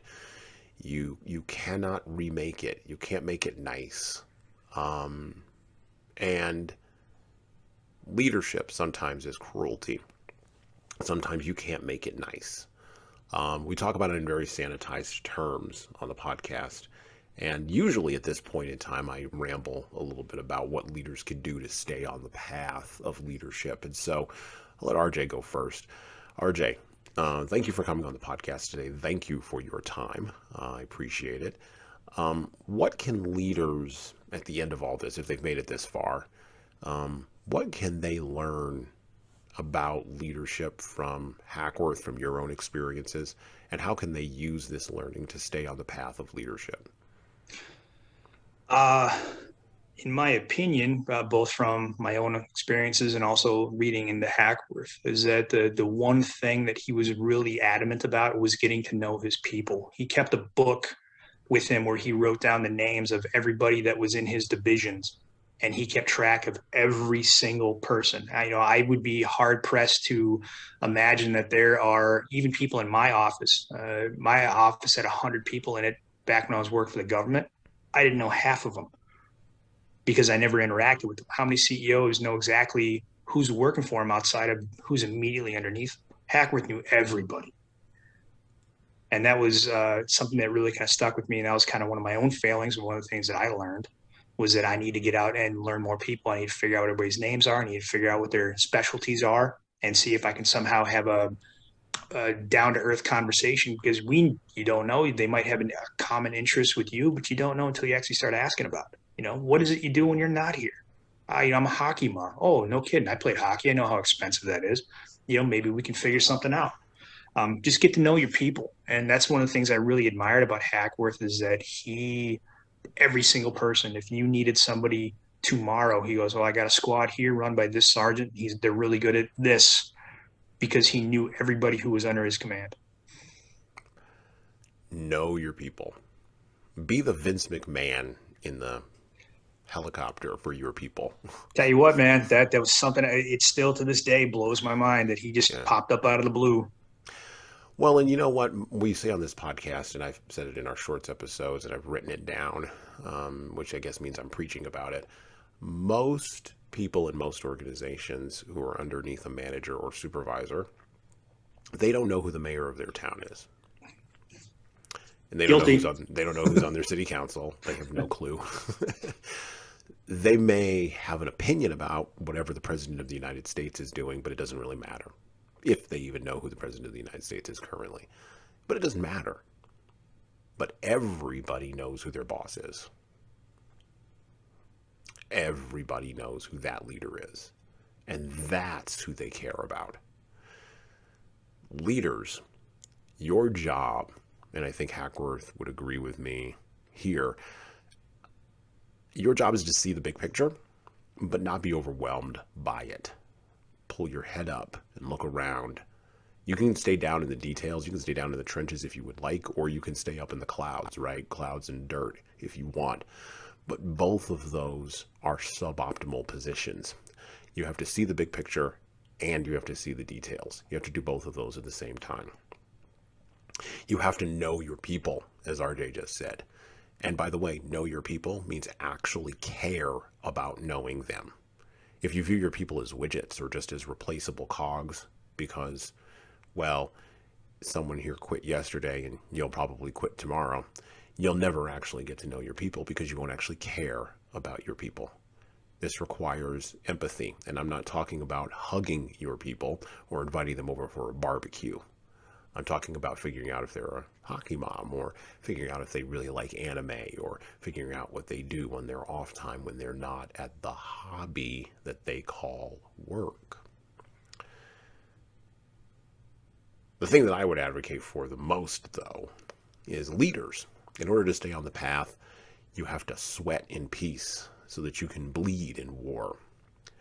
If you're not training yourself, if you're not training your people, and if you're not doing that constantly, and I don't mean at the expense of doing the work, but I mean, if you are not training people for the thing that's going to happen next, don't be surprised when people fail at the thing that is going to happen next. Close the gap between thinking and decision making. Get faster. Look, I'm guilty of this as well. I mean, I engage in a lot of thought exercises on the jiu-jitsu mat. I am that guy. Part of that's the way that I learn, but the other part of it is it's also comfortable for me, and so I have to break out of my own comfort zone. I have to leave behind the creature comfort of critical thinking and go to the uncomfortable, uncreaturely comfort of decision making, and then living with the consequences of whatever that decision is, whether on the mat or with other people. And you, in order to stay on the path, have to do the same. Big Ideas from a Big Book, About Face, by Colonel David H. Hackworth. And of course, our guest today, RJ St. John. So again, I want to thank RJ for coming on the podcast. I want to thank him for adding his voice to this thing that we are building, this machine we're building around leadership. Almost 100 episodes in, so we're creeping up on something here. We're very gradually and deliberately putting bricks in the wall, or maybe putting bricks in the tower, trying to help you become a better leader today for the challenges of tomorrow. As I usually ask folks at the end of our podcast, RJ, do you have anything you'd like to promote today? Are there any places where anybody can get a hold of you if you want to be gotten a hold of? Is there any way people can reach out to you? Anything we can put in the show notes so that people can click on it and maybe check a little bit more of you out? I know you don't post on social media too much, so No, you're not I'm that guy. I'm kind of a social media ghost. I do not have an electronic footprint, specifically just because of who I used to work for. Yep. So I'm very, very scarce. However, feel free to send me an email. You can hit me up at Orion Red LLC. That is ORION Red, like the color, LLC at gmail.com. If you have questions for me, I can definitely fire them your direction. I will get to them when I can. I'm not glued to my computer 24/7, unlike some of you are. So if I find it and it's clever and you catch my attention, I will definitely respond in kind.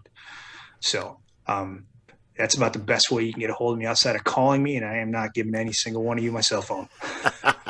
No, never call RJ. Call me. Don't call him. We have a public number. You can give me through the 1-800 number.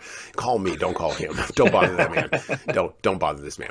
No, we will definitely have his email contact, and we'll of course have the mail to link for Orion Red LLC at gmail.com in the show notes below the player of this episode of the podcast, as we usually do. Once again, thank you very much to RJ for coming on the podcast. We look forward to having you on again in the future. Thank you.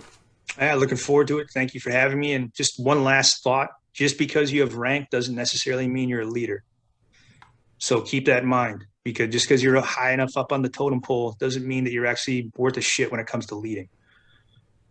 And with that, I'm out. See you, buddy. Well, if you liked that video, you should check out more by subscribing to the Leadership Lessons from the Great Books podcast playlist here on the HSCT Publishing YouTube channel. You can also get a copy of my third book, 12 Rules for Leaders, The Foundation for Intentional Leadership, co-written with Bradley Madigan. Check that out on Amazon, Barnes & Noble, and everywhere where you get ebooks today. And thanks.